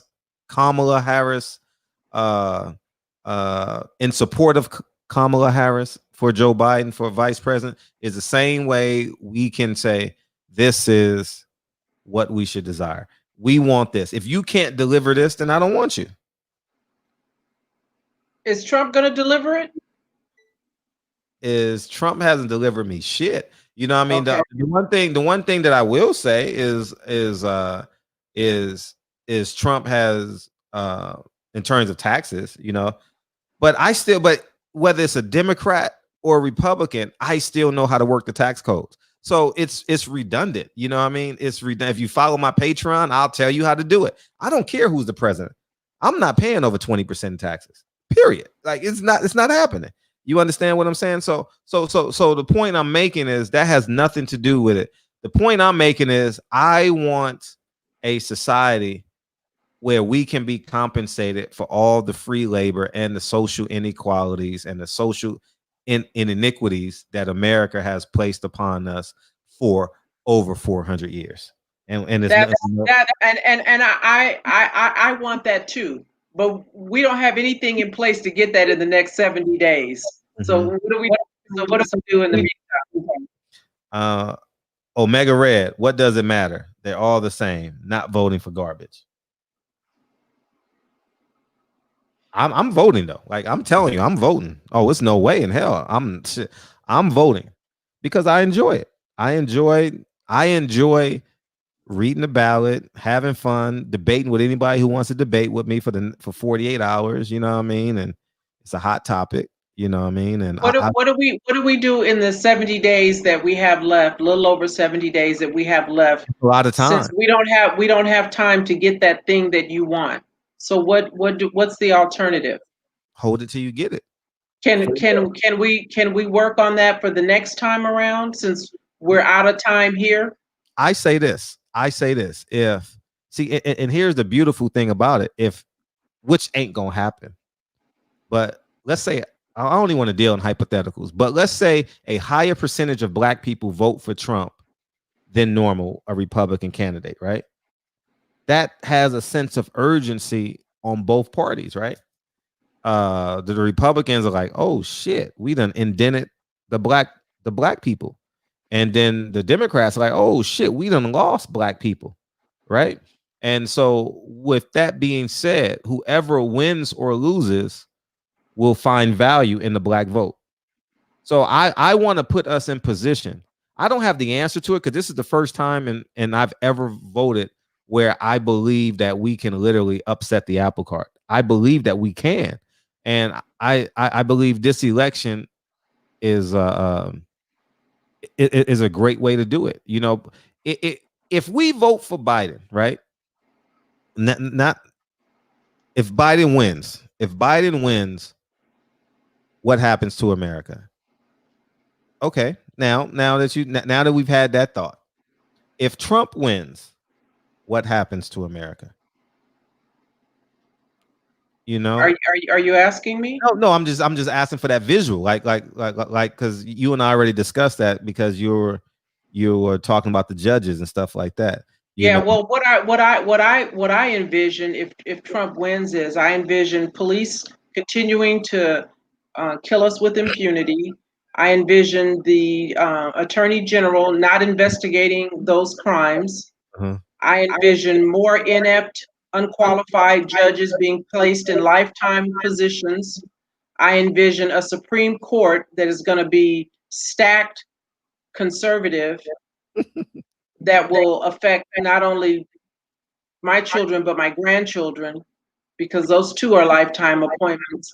And so while my life has been unchanged, let me say this, my life personally has been unchanged over these last 4 years. I happen to be a retired police officer and they pretend to like police. So I'm not worried about my pension. I'm not worried about housing. I'm not worried about my body because I'm having no more kids. So I am not affected by this jackass. But I am concerned for people like you, Fred, because you're a young man and you have many years ahead of you. And these policies are going to affect you greatly. And so for that reason, I think we should be willing to hold our nose and see what Biden will do, because we know what this guy has done and will do if given another 4 years. He is right now welcoming folks who are, what are they, QAnon, to Congress. Now, I don't know if this lady is going to be elected, but she's a QAnon member. And if you know anything about QAnon and what they believe, I mean, it's akin to David Duke. And he's not even making any pretense about not wanting to have these kinds of people in positions of power. And if you know that, how would you allow that?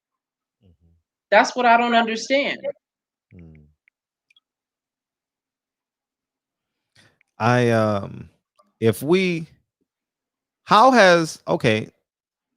me point the arrow at you. Let me point this red dot at you real quick.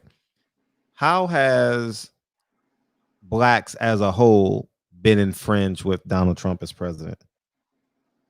How have blacks as a whole been? How has Donald Trump affected Slauson and Crenshaw?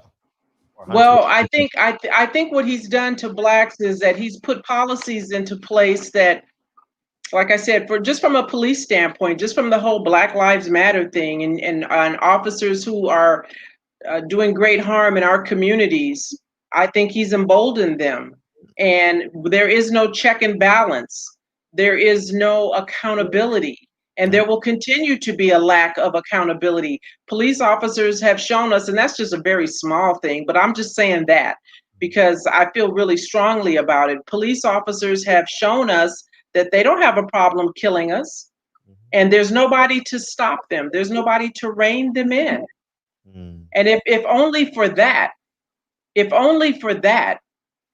getting him out of office is reason enough, because he has an attorney general and a Supreme Court in the making, because Ruth Bader Ginsburg is not going to be here much longer. She is trying her damnedest to hold on until there's a Democrat in office that will give an appointment for someone who's like-minded, and as opposed to stacking the Supreme Court instead of 5-4, 6-4, or fucking 6-6 over another 4 years.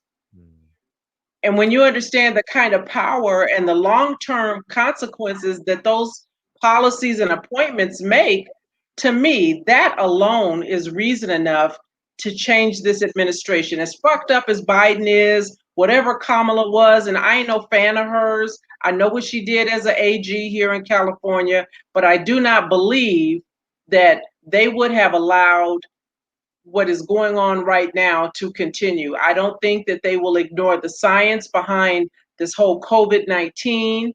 I don't believe that they would allow children to be placed in cages.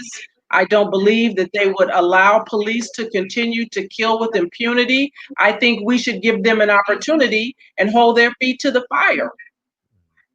Well, I'll say this. Lawrence, she just answered your question. She's not too fond of Sergeant Dorsey. How do you feel about seeing a black woman VP? You just answered that. Gregory X is back in here. The vision has always been status quo since the inception of this nation, and that's what black people have to come to grips with. The life can we come to grips with it on November 4th? Can we work real hard for 2024? Okay, and that's too far away. 4 years is too long of a time. No, that's plenty of time to start working for those things that you want. Okay, now I'm going to go back to just to substantiate my point and let many people know that it's politics as usual. Now, you said if Trump does this, they're still killing us, they're still doing it. Well, we had a black president. We had a black attorney. Eric Holder was the attorney general, if I'm not mistaken. Yeah, Eric Holder and Susan Rice, all of that. Joe Biden, vice president. Now, okay, now all of that. But that was then. Okay, but let me get to my point. Trayvon Martin, the most public case that we had, right? The most public case that we had a black attorney general. We had a black president. Trayvon Martin was killed by a civilian, but go ahead. Yeah, no, thank you. Yeah, he was killed by a civilian. That was acting as a. He was killed by a civilian. It was killed by a civilian. Yeah. Yeah. Unjustly.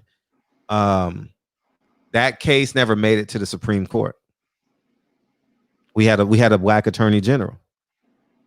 He didn't send the DOJ down there. Now let's go back. Now you say, oh, but blah blah blah. Mike Brown, the DOJ and Mike Brown was killed by a police officer. So you're comparing apples to oranges. No, I'm not comparing, and I'm glad I'm not comparing apples and oranges. I'm highlighting apples and oranges. I'm highlighting the apple tree, and I'm highlighting the orange. The DOJ would not investigate Trayvon Martin's murder because Trayvon Martin was killed by a civilian. So it's not a DOJ. It's not a civil rights violation. But can it go if you don't get the verdict you want? Can't the Supreme? No. It's not a civil rights. It's not a civil rights violation. No. How is it not a civil rights violation? Because he's a citizen. He was a civilian. It would be no different if somebody. If I killed, I'm a civilian. If I killed you, or if somebody broke into your house tonight and did something to your family, it's a civilian. So there's no pattern of practice. There's no civil rights violation. It doesn't fit the threshold. Okay. So it doesn't fit the criteria. Almost like what the other attorney was talking about in Connecticut, how crazy their rules are, and certain things apply for certain types of crimes committed by police versus committed by civilians. Okay. Now let me say this. We had a black president. I don't know his power. I'm not even claiming to be his power, but we have a black president, a black attorney general, George Zimmerman Walks. Okay. I'm proving he's a civilian. I know, but let me make the case. There's nothing for them to do. Go ahead. Let me make the case. Now we go to St. Louis. Mike Brown, Darren Wilson, right? He gets shot and murdered by a police officer, right? The DOJ goes into that city. It's so many in my head. So I'm thinking I'm putting the right examples attached to it. They go in and from the parking tickets to imprison black people, they saw that this country, that city, that the DOJ found them guilty. You know why? Let me tell you why. I'm gonna give you as much time as you need. Let me finish my point. Now, we had a black president and a black attorney general. Darren Wilson, they filibust for 6 years, 8 years, 5 years, between 5 and 6 years. Darren Wilson is a free man. So what we care about, police brutality, reparations, the inequalities of how the Constitution is written, the 13th Amendment, imprisonment, the unbalanced scales of black men being in prison was the same for 44 presidents. I think we're missing the big picture. We want to be we want to be visually comfortable. We want to cut on the TV and be visually comfortable. Oh yeah, we don't have to worry about a man saying, I don't like black people. We don't want to hear that on TV. We just want to just accept politics as usual, status quo as usual. I don't say I enjoy being uncomfortable. I can function uncomfortably. And I think in order for us to penetrate where we need to go, same thing as a sperm, right? You get millions of them, but it's that one that has the perseverance, right? He impregnates the woman, right? The same thing has to happen in our culture. I think it's going to take we have to fire 5 million sperm cells. And it's going to be that one that's going to light a fire. But we're going to have to be uncomfortable. I don't know why we're so fearful of being uncomfortable. 4 years versus 44 racist presidents. And how can you say they're not racist when they don't rewrite the Constitution? How the hell can we have this Constitution in play and it doesn't support or enable the rights of black people? Well, I tell you what, if Trump gets another 4 years, I promise you he's going to rewrite the Constitution, because he's going to rewrite it so he can stay in office for the rest of his life. Now, let me go back to your whole thing about Mike Brown. Mike Brown was killed by a police officer.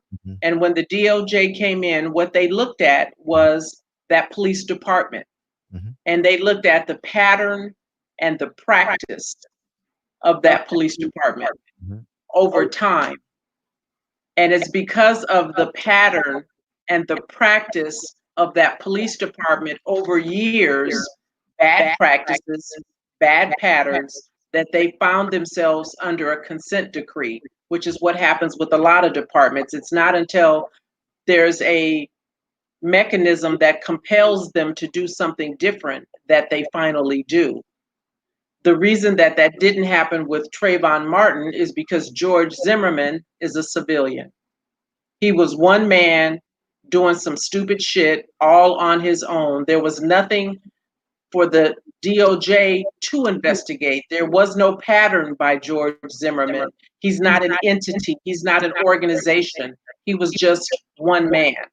And while some of this stuff happened under Obama, understand he had the constraints of a Republican Senate, because a president does have power, but if you don't have the backing of a Senate and the House of Representatives, your hands are tied. The only reason we're getting some of the stuff done now is because we have a democratically controlled House of Representatives. We still have Mitch McConnell, who is throwing much resistance in terms of some of the things that we want as a people looked at. And so it would really do us no good if we have a Democratic president in November and we still have a GOP-led Senate, because McConnell is going to be an obstructionist, much like he was with Obama. He said the night Obama was inaugurated, they had a meeting, and he said, I'm going to make sure he gets nothing. I'm going to hold up appointments. I'm not going to give him a Supreme Court appointment. And he was true to his word. He blocked him from doing many of the things that he wanted to do. And so that's why it's so important to pay attention to down ballot, to pay attention to Senate races, to pay attention to Supreme Court potential appointments. It's not just one thing that's going to fix this. It didn't get broken overnight, and it's not going to be fixed overnight. But we have someone right now in the White House who is basically saying to all of us, Black folks, fuck you. Sometimes in a real way. Sometimes the enemy breaks it. Sometimes the enemy breaks it. Like, let Donald Trump break it. Let him break it. Like we. Oh yeah. He already broke it. Yeah. And like I said, if you're okay with that, Fred, if you're okay with that, me too. Me too. Because like I said, my life is unaffected, dude. I promise you, my life is not going to change. And the beautiful thing. And I'm not talking about money. I'm not talking about money. I'm talking about the ability to do what you want with your body, the ability to live where you want to live, the ability to work. You know, I got family members who can't get a job right now. I don't know about you. Your kids are little. They ain't looking for work. I got family members who can't get a job right now. Why? Because of this jackass in the White House. But if that makes sense to you, then it makes sense to me. If you don't know anybody who's out of work, if you don't know anybody who's died because of COVID, and you're okay with the shit that's going on right now, if that makes sense to you, then it makes sense to me. And I'm not trying to convince anybody of anything. I'm just telling you that in another 4 years, the world that we know will cease to exist. And it's going to be very difficult for people like you who have many years ahead of you. I'm on my way out of here. I'll say this. So I think we got a great, when I say a great body of work in both these people. Joe Biden, Kamala Harris, Mike Pence, Donald Trump. Right. What will typically happen? Now let's draw parallels to their contemporaries, to their past contemporaries, right? what will typically happen if Joe Biden gets elected? They're gonna Are fill you a bus. asking me? Yes, Who's they? Who's they? They who you said they gonna filibust? Who's they? Democrats, like a parallel to Joe Biden is Bill Clinton, right? A parallel to Joe Biden is President Obama, right? A parallel to Donald Trump. We've probably never seen nothing like him before, but I don't know who you can get. I don't know. I don't know for Donald Trump but a parallel for Joe Biden is Lyndon Baines Johnson. You know what I mean? Like it's. Can we talk about future? Can we talk about what's going to happen going forward? That's the whole point. That's what we're going to get. If a black man don't do it in 8 years, a white man won't do it in 4. You know why the black man couldn't do it in 8 years? Because he had a Senate that was GOP controlled. And he got that red button. He can do whatever he can. He can't, Fred. He can't, because our system is not set up that way. If he could do that, he would have appointed Merrick Garland to the Supreme Court. If he could do that. And he couldn't, because McConnell wouldn't allow it. Before 2018, and we flipped the House of Representatives when Paul Ryan was the Speaker of the House, nothing was getting done. There were no hearings. There was no discussion being had about all of the things that we're talking about now. There were no investigations being done because it was a GOP-led House. And in 2018, when they flipped the House, things got a little bit better. But it can only get all the way better once we flip the Senate. If we don't have a Senate that's democratically controlled, then we'll continue to have more of the same. Okay, now I'll say this. The margin between there's an ideology difference between Republican and Democrat. Now, let's say hypothetically, it's like 6 to 8%, right? 6 to 8, maybe 10%, right? Let's just say the margin of difference is 10%, right? I'm just guesstimating between the ideologies of Republican and Democrats, right? America since 1777 has been in existence. There's always going to be that 10% of difference. Always going to be that 10% of difference because we are fighting to align themselves to their party. This is their game that we're playing. Okay, so start changing the game for the next election, because we only have 77 days. Reggie wants you to open the phone lines. Somebody got something they want to say. Reggie wants you to open the phone lines. Who got something to say? Reggie, I don't know. He said open up the phone lines. He wanna. I don't want to hear Reggie. I don't want to hear Reggie. I don't know that it's Reggie. He just said open up the phone lines. I'll just say this, man. We are fighting the same way we see black people yelling at white people when they get racially profiled in restaurants. Why you won't let me sit here? Why you won't let me sit here? I got green money just like them. I'm a lawyer. I'm a doctor. I'm a school teacher. I'm a police officer. I deserve to eat at your restaurant. That's what we're doing when we're acting like Republicans and Democrats. Hey, I belong here. I'm an American. What's the solution, Fred? We got 70 days. What's your solution, Fred? We got 70 days. A revolt vote. I don't see. Listen, if we were organized, let me get what. Yeah, we're not. So we can't talk about if, because we're not. Obama had 2 years with the Democratic House and Senate. There was never a desire. Well, we don't know what his desire was. I can't speak for that man, and neither can you. He did what he could in 2 years, and then folks didn't go out and vote in the midterms like we don't. And so when they didn't vote in the midterms, then they lost control. He still didn't pardon the Black Panther. So I'll say that. Now I'll say this: if we are fighting in their bubble. What do we do, Fred? What do we do? We got 70 days. A revolt vote, a protest vote.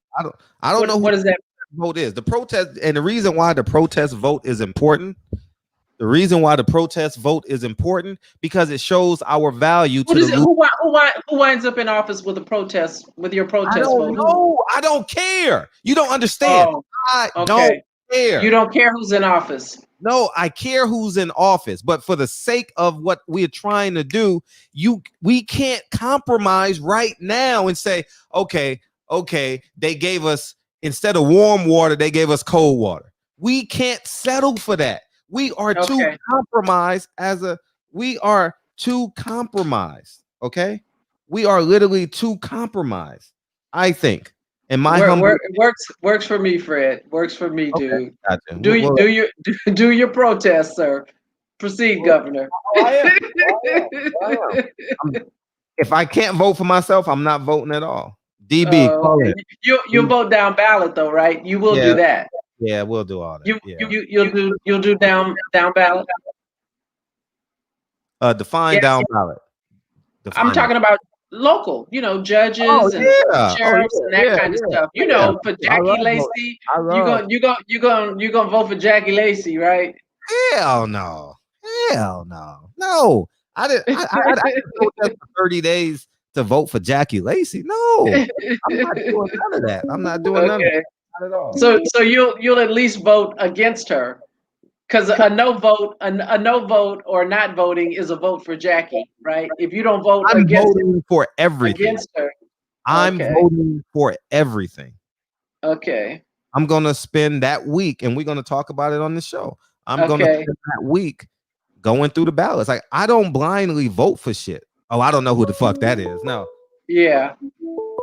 I'm not taking no more phone calls. Only DB's phone call. That's it. That ain't right. That ain't right. You turn the lines off. 11 off. o'clock. It's 11 o'clock. I know. I said you turn the lines off. That ain't right. Yeah, the phone lines are back on.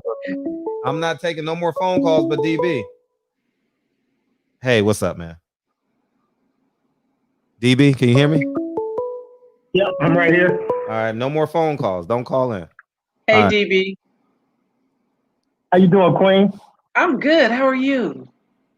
Oh man, y'all having a fire discussion. These discussions will always cause fire and friction. It's gonna be really hey, but before we go, I want y'all. I paid thousands of dollars for this picture in my office, right? I don't think y'all fully grasp how militant Fred is. I think y'all really got to understand this.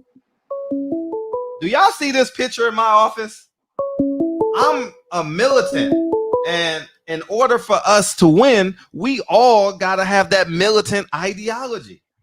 I don't care for Trump. I have no respect for Trump. But I will say this. In order for us to win as a people, we're going to have casualties. And that's what we're afraid of. We're afraid to have a civil war because guess what? We're civil. We think we're civil. We think we're Americans. We really think that we're Americans in this country. That is the most hilarious shit I've ever thought. We literally think we're Americans. Well, I think as a people, we are reluctant to make sacrifices. I will agree with you on that. And that's why, I think we continue to have the problems that we do as a people, because we won't make those hard choices. We won't make those sacrifices. I will agree with that. I think, Fred, go ahead. Help me, tell me if I'm correct in translating this. Yeah, go ahead. You are not against, you're not for Donald Trump. You are, goddamn, can you turn the phone off? I can't. We're done, Asia. Go ahead. You are not for Donald Trump, of course, right? I mean, I think that's pretty simple. And I think for anybody that's in the chat that's saying you for Trump, I mean, they're just kind of being cheeky. Yeah. We all know Fred ain't for no fucking Donald Trump. But I think you're saying that we can't just continuously vote for whatever Democrat is there and hope that things change. Is that correct? Yes. We're blindly just voting for whatever Democrat is there. Because even if it wasn't Donald Trump, it could be Ronald Reagan Jr. God damn it. With no accountability. Ronald Reagan Jr. And the majority of our people, and I'm not one of those, but the majority of our people would just vote Democrat just because there's a white Republican in office. Hey, you got to say that again. I was distracted. I'm sorry. I don't want to say yes, and then I'll be fuck. What the fuck did I just say yes to? But go ahead.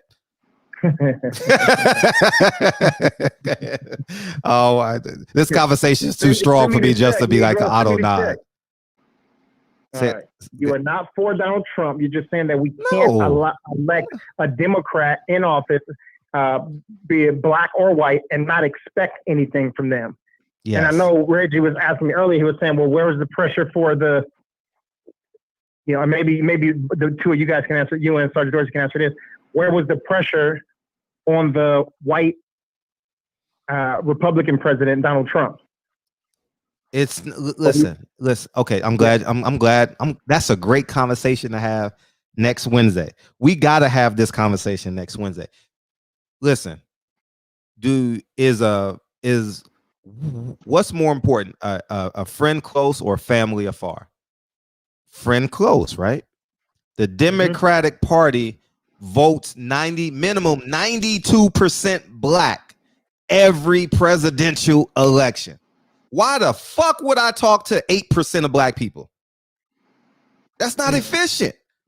If 92% of black people voted for Donald Trump, I would be talking to 92% of Republicans. The fact that black people think that they're Democrat, the fact that black people think that they're Republican is asinine. It's fucking asinine. How the fuck can you say you're a Democrat and Republican when the fucking Constitution say you 3/5 of a man? Every black people are afraid. They are afraid to stand up and go get what they supposed to get. Go get what this motherfucker already gave you. We built this shit. We built this country. Mexicans came after us.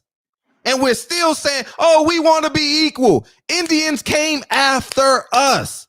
Everybody always say black people came first. The first black person was in Africa. So that means we fucking created that's ever been existing and ever been fucking thought in the history of this fucking planet. And yet we are afraid to own it. We want to be equal. We ain't got time to be equal with nobody. Okay? We want to go to war. Let's go to war. That's the only way we're going to get it. Is we got to go to war. Fred is willing to go to war. 99% of black people ain't, because you know what they say? We just gotta vote. No, nigga, we gotta pick up a motherfucking gun. That's what we gotta do. We gotta pick up a motherfucking gun and go to the White House. Wherever the war is at, that's where we gotta go meet it. These racist white mother. I see so many black. I've never posted a Karen on my site ever in my life. Why the fuck is black people posting Karens? Talking shit to a black person. Punch the bitch. Right. Punch her husband in the fucking face. Why are we fucking negotiating with the devil? We just so passive. I pray for a fucking Karen to come up to me. I pray for a 300-pound white dude to come up. I pray. I swear to God, every day I pray for it. Every day. And I hope my son is there so he can see it. That's what we gotta be. And we're too afraid. We're fucking negotiating with a racist man who owns a restaurant. We're negotiating with him. Hey, here's my $100. I can pay for $100 steak too. It's too much. We're too afraid. We are too afraid. We're gonna vote, and guess what? They're gonna extend some social programs. They're gonna massage your intelligence and say, hey, you can go to college too. You can go to the Navy too. Oh, you can get WIC the rest of your life. You can get Section 8 the rest of your life. It's okay. You see, we take great care of you. You understand what I'm saying? This is a war. We have to confront the war. Confront. Everybody got guns in the chat, right? Everybody, nigga, come fuck with me. I'm going to blow his brains out. Yeah, I'm going to blow his brains out, nigga. But we post Karens every fucking day harassing black people. Less than 10% of the people that we post, these Karens and these motherfucking white people, we don't touch them. Man. That will never happen a day in my life. Never a day. You will never ever. Ask Hoop Jab. Go to Hoop Jab's YouTube channel and that's what I did to that 6'7" white boy. I don't give a fuck. Listen, I don't function like that at all. Period.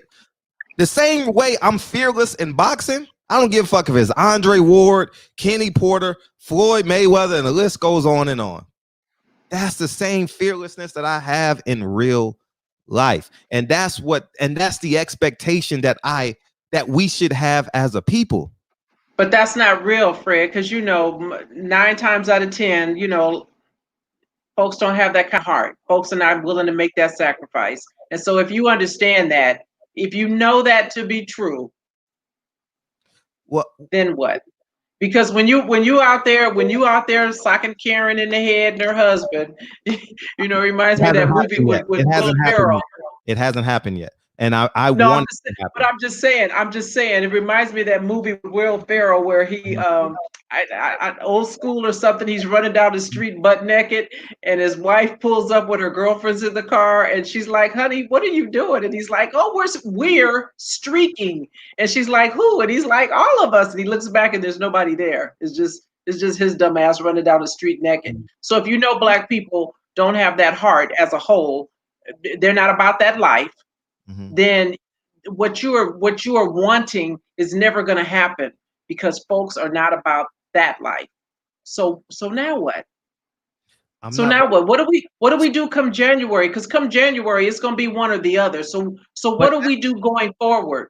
That's the passivity in us. Like people say, see, so what do we do? Wait, no, but I'm gonna get there.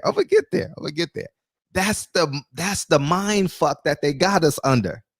We have a real option.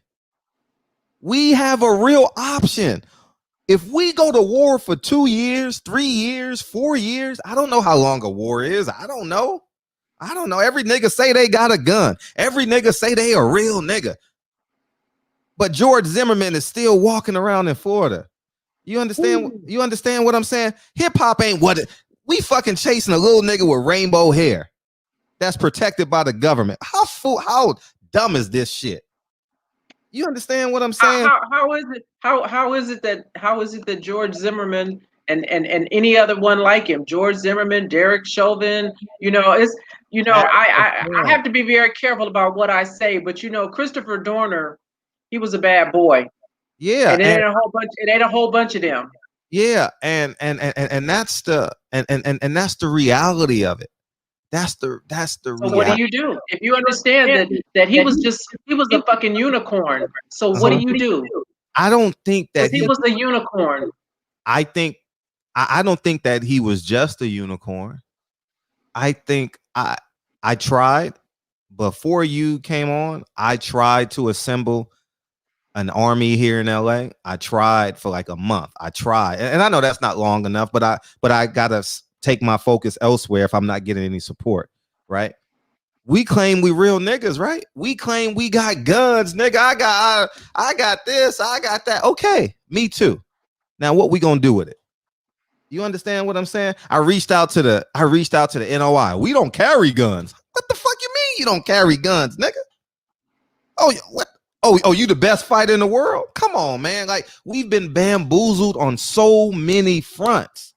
Niggas think voting is a solution. Voting for Black people is an act of passivity. And we were too afraid to have this real conversation. Believing in Jesus Christ is an act of passivity. We're too afraid to have these conversations in real life in real time. So knowing that, Fred, knowing that you tried, now what? I say this. I still stand on what I said. We have to exert power. Voting for status quo is not exerting power. How do you exert that? How do you exert the power? Extract resource. The same way what I did. Here's what I did. When I found out, I wasn't mature. But when I found out Jewish got reparations 6 months, well, how long ago was the DB? Maybe 6 weeks ago, maybe 7 weeks ago. Yeah, about 2 months. That shit smacked me in the face so motherfucking hard, Sarge. I said, you know what I did the next day? Research Black banks. Where am I taking my money? I took a substantial amount of money, split it between an Asian bank and a black bank. You understand? Now I got to go through some. I got to do some tenant education over the next year so they can start paying in a new bank and stuff. Listen, we got to extract our resources and be fearless about it. You know, that's easy for you to do, Fred, because you live down there somewhere around Crenshaw, I think, and there's only like 1 or 2 black banks. What do the rest of us do? Because ain't no black banks out here where I am. What do the rest of us do? No, every time I want to go get 2 quarters, I got to drive all the way to fucking Crenshaw and Vernon. No, but it's cyber banks. You got AIG that don't show. I'm just saying, I'm situations like everything. AIG's not a black bank. No, I'm just using them as the example. I'm just because I bought stock in them. I'm just saying everything is cyber now. Like you don't even need a local bank. You don't even need a local bank. You know, you can literally just, you know, I was talking to a bank in Atlanta to take my portfolio, but they won't negotiate. I don't get it, man. People are just so fucking conditioned. If I'm going to give you nothing, that's a personal conversation. But I'll just say this: we have to extract our resources. Malcolm X said it, man. This nigga sells a loaf of bread in our community, bundles up the money, drives 30 miles, and takes it somewhere else. We are the only people where everything is in our community. Mexican food, Thai food, Ebonics food, nigga food, you know, but we go to Chinatown, we can't even read the signs. We go to East LA, everything is in Spanish. We go to whatever. But back to my original question is, I get that, but you know that we don't have the stick-to-itness as a people. Don't. We're not willing to make the sacrifices. So what do you do when you don't have that support? You said you tried for a couple of months and then you gave up? I didn't give up. I had to. Go ahead. Who wants to talk? Yeah, no, me. Okay. Let me just say this real quick. We can't say that we don't have the willpower, that we don't have the discipline. You can say historically we haven't had it, but now is a different day and a different time. And again, Fred, correct me if I'm wrong. I think Fred is also saying that there hasn't been a time where we've seen the type of unity of us being together when we were out in the streets, marching shoulder to shoulder, hand to hand. We had our guns out, and and we were ready with guns blazing. And we've never had that in this, in the last couple of generations. And he's saying if that is what we need, and again, I hate to use the person, but if there's a person in office that's going to cause us to sort of revolt and to kick up some dust so that there's change, then so be it. Is that what you're saying, Fred? Yeah. Okay. I was reading the chat as well. Before you finish that, because there's 2 super chats. Mike Weary the Great. Mike Weary, he says, policies over parties, facts, big facts. And then he came back again in a super chat. And where is it at? Oh, there it is. Mike Weary the Great said, we ain't get ourselves in here by voting. We wouldn't get ourselves out by working. Reparations or no vote. Policies over parties. Thanks for the super chat, Mike. I just think it's just imperative that we fucking go balls in. We do it on the basketball court. We'll do it for a fucking trophy. We can't do it for a culture. Come on, man. Come on, man. Maybe I'm different. I don't care who the president. That's the problem, that so many naive minds don't grasp this concept. Fuck a Republican. Fuck a Democrat. Pay me, nigga. Pay me what I'm worth. Y'all, man, nothing comes free in this world. You take a girl on a date, you got to pay for the dinner. You got to pay for the lunch. You got to pay for the tomahawk steak. You know what I mean? If you get married a woman, she's a size 7. You get what I'm saying? If she like red bottoms, you got to spend $1,000 on the red bottom. Nothing is free except our vote. Niggas are loyal Democrats. I don't grasp the loyalty to a fucking party when we got social media educating us every day on truths. We got motherfucking Facebook, Instagram. You got the barbershop. We're being educated every day on truths. Every day. And we still say, we still want to shake their hand. We still want to dance with them. I don't dance with them. I don't cover non-black. 98% of my platform is mostly black fighters, right? 95%. Yep. Let's be safe. I can make an extra $3,000 or $4,000 talking about Canelo, talking about Lomachenko, talking about whoever else. I can make easily because my personality can drive content, right? I don't do it. I don't. That's the sacrifice that I made personally. That's you. But everybody's not built like that. Mm. Everybody's not built like that. Mm. Here's another super chat real quick. SS Caesar in the super chat. He said, Trump clearly don't know how to run this country. I'm voting to watch their nation fall, to watch their dollar to fall. The only way to build a black nation is for their nation to fall. Good point. Salute to SS Caesar in the super chat. Dude, I need to talk. We need to, you know what? Everybody go do their homework on the Roman Empire. I'm going to give y'all motherfuckers 30 days. All right, 30 days, and we're going to come back and have a conversation on it because y'all niggas need to fully grasp about how empire falls. How an empire falls, man. Y'all really got to see how it happens. Just Google it. Go watch 3 or 4 YouTube videos. That'll give you a good grasp, and we'll have that conversation, and we'll compare. Are you going to try this again, Fred, in another, month, 2? No, we're going to come back. What you were trying before. What you tried before, and then you just said, to heck with it. Oh, we're talking about the gun party? Whatever it was you were trying to do. I didn't get no traction. I didn't get any traction on it. So I had to. Now what? You just let it go?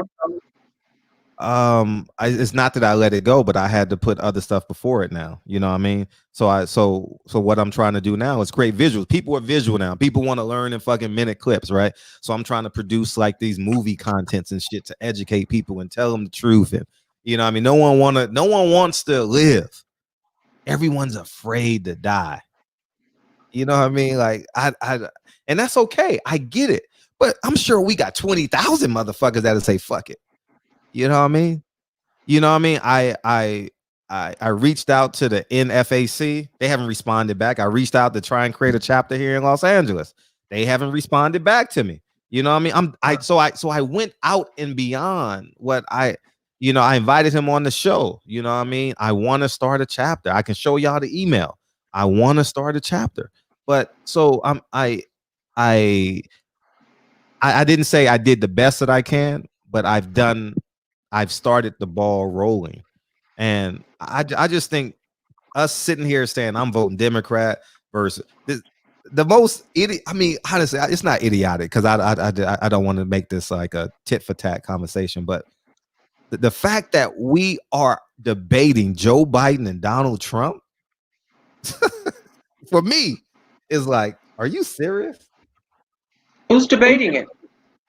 No, I'm just saying that. Oh yeah, we got to get these super chats. Yeah. Go ahead, SS Caesar. Hold on, there's you gotta get SS Caesar back in there again with the $2 holler. He said, "Guns, gold, and a guard need to be our focus." And then Gregory, guns, gold, and a guard need to be our focus. Yeah, that's a big fact. Big fact. Yeah, Gregory X. We need to talk about Rome, dog. Like how people sacrifice their fucking life, dog. Nigga, the men were out in the streets sacrificing their life. Like, anyhow, man, we're too. Yeah, Gregory X, he said, Fred, it took 12 Caesars to destroy Rome. We've had 45 Caesars. About time. So, yeah, man, are you ready to be that one man gang, Fred? I can't. I'm not foolish enough to do that. I'm not foolish enough to do that. I'll be a martyr instead of a hero. No, I'm not. I'm glad that you understand that. I got kids. I 100% grasp that shit. I'm not gonna go out there and go with my semi-automatic whatever it is and ha. No, that's foolish. No. And honestly, if I'm gonna be one man doing this, I have to do the internet. In my humble opinion, I have to use my financial resources. I have to impact the circle of influence that I can impact. But if I have 20,000 people, guess what we fucking doing? We going right to City Hall. And there's nothing they can do to stop us. If I had 10 to 20,000 people, oh man, come on, man. Shit. Man, if I had a 200, we going right to City Hall. We going right in the City Hall meeting and we gonna sit our asses down. And we gonna put our demands right on them and say, hey, we'll go to jail tonight. We getting out in the morning. But these are our demands. In the meantime, we're doing what? What are we doing in the meantime? I'm standing on my revote vote, and y'all are voting for Biden, and there's a percentage of people that's voting for Trump. Like that's, you know what I mean? I just think that we need to have. We just let the chips fall where they may, and we just deal with whatever we're stuck with come January 20th. See, the beautiful thing about it is, as it pertains to national, I'm never gonna be stuck. I'm a hustler in real life. Like I'm never gonna be stuck. You know what I mean? Well, I don't mean literally. I don't mean literally. But what I do fear is giving Lincoln and Kennedy at 16 keys to a Honda Civic. That's what I'm afraid of. You understand? I'm afraid of that. Like that's one of my biggest fears. Or some nigga that got out of, or some nigga that didn't get the education he needed because the system failed him. And guess what he did? He takes his anger out on a little 15-year-old Kennedy, you know, who was my daughter. You know what I mean? These are the things that I'm afraid of. So this is why I fight so much. You understand? This is why I'm passionate about it. So I'm not really afraid for me. I know how to make $3,000 a month to survive. You understand? If I got to work at McDonald's and Uber and sell t-shirts, I'm going to make $3,000 or $4,000 to survive, to pay this mortgage payment or whatever I got to do. You understand? So I'm not too concerned with that. I think that we have to fight for tomorrow. But again, you know, that's not everybody.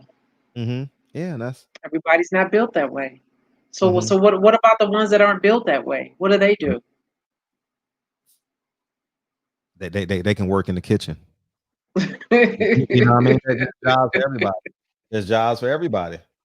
But if we had 200 to 300, I swear, if we had 200 to 300 men in LA, we gonna storm City Hall. And these are our demands. We can't take 200 people nationally, but that's what we gotta hold these politicians accountable. They hold the keys to millions of dollars. We got a super chat. Mike Weary the Great back in there again. Mike Weary the Great said, no tangibles, no vote. Let the system fall. And Terrence Bailey. I don't see Terrence Bailey. It's up now. I teach gun safety to black women and youth. Counteracting media bullshit about rifles by demonstration on the range and instruction. Terrence Bailey is he's all about the right to bear arms and the he's a military man. Shoot that motherfucker anytime. He's a military man. He's a military man. You know, and you know, I just it's, you know, I get mad, not mad. Mad is the wrong word because I don't get mad at all as it pertains to this. But it's just I don't grasp the concept how people say if you don't vote for Biden, you love Trump. Why don't we deal with the problem instead of deflecting? That's a deflection tactic. You know what I mean? Oh, you don't vote for Biden, you love Trump. Nah, I survived Reagan. I survived Bush. I survived Clinton. I survived Obama. I survived Bush, and I'm survived this guy Trump. I'm gonna survive the president, whoever he is.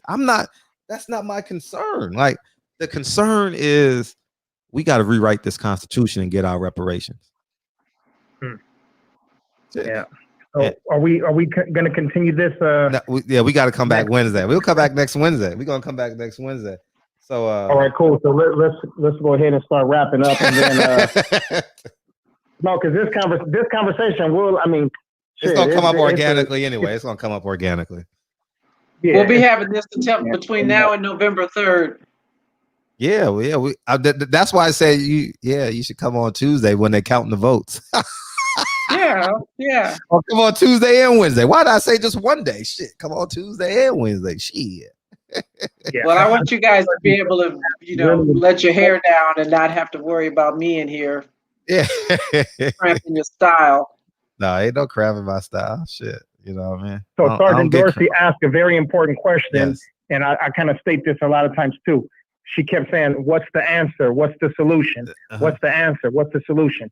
And that's a real question, you know. And of course, sometimes we don't have the answer right on hand, but that's something for us to think about from now until next Wednesday. What are the solutions and what are the answers? And they can't be, what do you say, 50,000 feet high. Like, we need something. I think Mike Weary said it a second ago. It's got to be something that's tangible. You know, it's got to be something that's reachable. And once we have something that's tangible and reachable and we accomplish that, then we say, okay, now we know that we can accomplish that. Now let's go for the next level. But we have to have some answers. And so let's just say that Joe Biden wins this, right? Mm-hmm. He's in office. Nothing changes for us, right? Or not much. Then what's the next step? What do we do? You know, we wait it out and say, well, we got to give him a chance again. Let's wait 4 more years. Or do we have somebody, you know, a senator somewhere, a governor somewhere, or some fucking celebrity, some celebrity somewhere ready to The Rock. you know, advance our people. The Rock. Right. The Rock, right. That type of crazy shit. He's worth $200 million. How he gonna have? I mean, like, come on, man. Like, these bubble dudes, like, he got $200 million, man. Come on, he ain't got our problems. You know what I mean? Yeah. You know. So. Yeah. But yeah, this is a good topic, and it's still going to continue in about in 10 minutes. We walking right down the street. It's two buildings down on the left hand side. Mm-hmm. It says Owens, not like Candace because she's Owen, but this is Owens. You see the Owens Den, 2 buildings down on the left hand side, and there's a little sign as soon as you walk in the door that says politics room. Go in there. Reggie's going to be leading the way, and we're going to continue this conversation tonight. But salute to all the OGs that was in here, man. OG Gregory X, you know, Champion Hart, Donald Grant, and we didn't see the Deacon in here tonight. So, Deacon, we know you. He called in. Right now. He called in. The chat. He called. Huh? He called right when Cheryl and I was heating up. So I pushed everyone. I pushed everyone. I was like, nah, we ain't doing this not right now. So right on. He'll call it tomorrow. And, and OG Terrence Bailey Sr. So salute to all of the OGs. Salute to the Queens that's in here. I know Patty Dean and Monty was in here earlier. And big shout out to the goddess, Sgt Dorsey. Shout out to Chicago, man. They had a whole lot of people in here, and their crew was in here representing. You know what I'm saying? California is always first and foremost, and the capital of the real capital of California and the U.S. is Los Angeles, and we always had the most people in here representing hardcore. I jumped back on chat, so Sgt Dorsey had her chat going a little bit too. I saw JH and J8 and OG Eric from St. Louis. They were over there engaging the people over on Sgt Dorsey's side, and yeah, man, it was pretty good. We got Omega Red and Jay Cooley back in here. The most Southern boys, all they want to do is shit. They say, forget the devil and let me shoot my gun. You know, peace to Mike Weary, man. He gave us a couple of super chats, and the goal for him is, what do you say, policies over parties, and we respect that. DB, let's get 200 men and go to City Hall. Can we do that? Can we work on that? Yeah, I'm with it, man. Listen, whatever we do, we supporting Black people. I'm right there. So if Sgt Dorsey got something going on, I'm right there. If you got something going on, I'm right there. You know, I may not agree 100% with whatever we're doing, but I agree with supporting Black people. That's damn sure. Now, let me correct Reggie. I didn't censor the show. How the hell did I censor the show? I just needed to get my point across.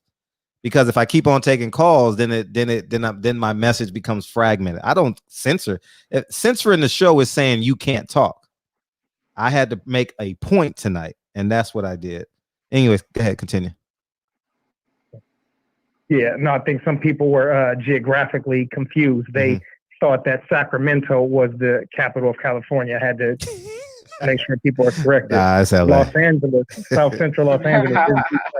It wouldn't be LA. It wouldn't be without Black love. You know what I mean? LA, Mexicans, and, you know, whatever. I'm just so, you know, he said that. Yeah. Sgt Dorsey, you got to make sure you keep saying your ring size, because, you know, it's a battle for the heart. Listen, I'm disappointed because I was, I had already picked out a shape and everything, and then I didn't hear nothing back. So I'm easily frustrated right now. Yeah, I think somebody was saying, and I think what's his name? DB was in the chat earlier saying to stand up so you can entice them to go out and get that ring ASAP. But don't listen to DB. That was Lil DB. Okay, thanks, Reg. Yeah, I never want to censor y'all. I don't believe in censorship at all. I really don't. I don't do it with my kids. When my son hit me, I say, interesting. You know what I mean? Like I was like, is that the right response? That's what I think. Was that, and then I'll talk to him about it. He hit me early. He brushed his teeth right when I left you. He hit me. He was like, he just punched me in my thigh, and I was like, my head, I was like, was that warranted? You know what I mean? So I cathartically go through that process, and I respond like a man. I'll punch him back. You know what I mean? Obviously, the 2 pounds is probably 2 pounds of pressure, but you know what I mean? Like, I don't have the perfect answer for being a father. I'm learning. I'm only 5 years in, but you know what I mean? I definitely don't want to censor my kids, you know what I mean? And I don't want to censor y'all, so that's just what I don't believe in censorship at all, but we are partnering with YouTube though. So that kind of, we got to play around that deal, but yeah, I get it. Yeah. Cool. Sergeant Dorsey, you got any parting words? Just for those of you who are going to be around tomorrow, I'll be on my YouTube channel at 5 p.m. Pacific, 8 p.m. East Coast, and I'm going to have the first Black female sheriff in Philadelphia, Sheriff Rochelle Bilal. Oh, I'm excited. She looks like me, she talks like me, and it's going to be a good time. You guys who've been with me the last couple of weeks have heard and seen folks who you guys didn't know existed. Often ask me, where are the good ones, the real ones? Where are those who talk like you and look like you? Well, I'm going to have another one on tomorrow, 5 p.m. Pacific, 8 p.m. On the East Coast on my YouTube channel, Sergeant Dorsey Speaks. So stop by. Beautiful. Right on. All right. And for us, just give a shout out to some of our people over here. Box fans in the building, CPT Compton, Picasso in here. Oos. Dre Finest stayed up with us. Young Merv, the cut man out of San Diego. SoCal in the house representing hardcore. We got DOG 215 Philly in the UK in the building. Not Israel's in the chat. H Money came in late. Brother Why Not? Like I said, Terrence Bailey Sr. Salute. J.A. Dixon, our brother. Tone Brown out the shy. Philip H. Champion Hart. Sergeant had him on there blushing. He pulled up his sleeves a little bit so you could see the cut in his arms. Our brother SS Caesar. Talking about where the best pizza spot is at, Andrew Charles. And I know we don't see him, but People Hernandez in there with his Source magazine with 5 mics on top ready to give it to us. Rob G, Mir, all of the brothers, man. Salute. And Sergeant Dorsey, Caesar told you that he lives in Arizona, say he doesn't worry about his air conditioner bill either. He say he has no worries. So if you ever in Arizona, he said that's freeway close. That's freeway close. He beat me, Sergeant Dorsey. All I could do is turn my fan on high. Yeah, shit. But if your belly button is sweating, you're doing a good thing. You know what I mean? You're doing a good deed. So that's the goal. Deed to sweat the belly button. You know what I mean? Man. All right. Look at Jay Cooley, man. There's always somebody at the end of the chat to say something crazy. That's for you, Fred. Oh, what did he say? Jay Cooley. Play this song. Oh, you see why you set me up like that? Got him. See how you made me look at that girl with the fat ass? You see how you did that? You see how you did that shit? Hey, look, Fred. Hey. Hey, Reggie Owens in 5 minutes. We have Reggie Owens in 5 minutes. Reggie Owens. Yeah, man. Oh, man. You got me worked up, Cheryl. Thank you. We'll do this again next week. Yeah, for sure. Thank you. I needed that. Yeah. We appreciate y'all coming. Where? Asia. Let me say goodbye to my family as well. See you later on Sergeant Dorsey's YouTube channel. I'm signing out. Yeah. Oh, man. Champion.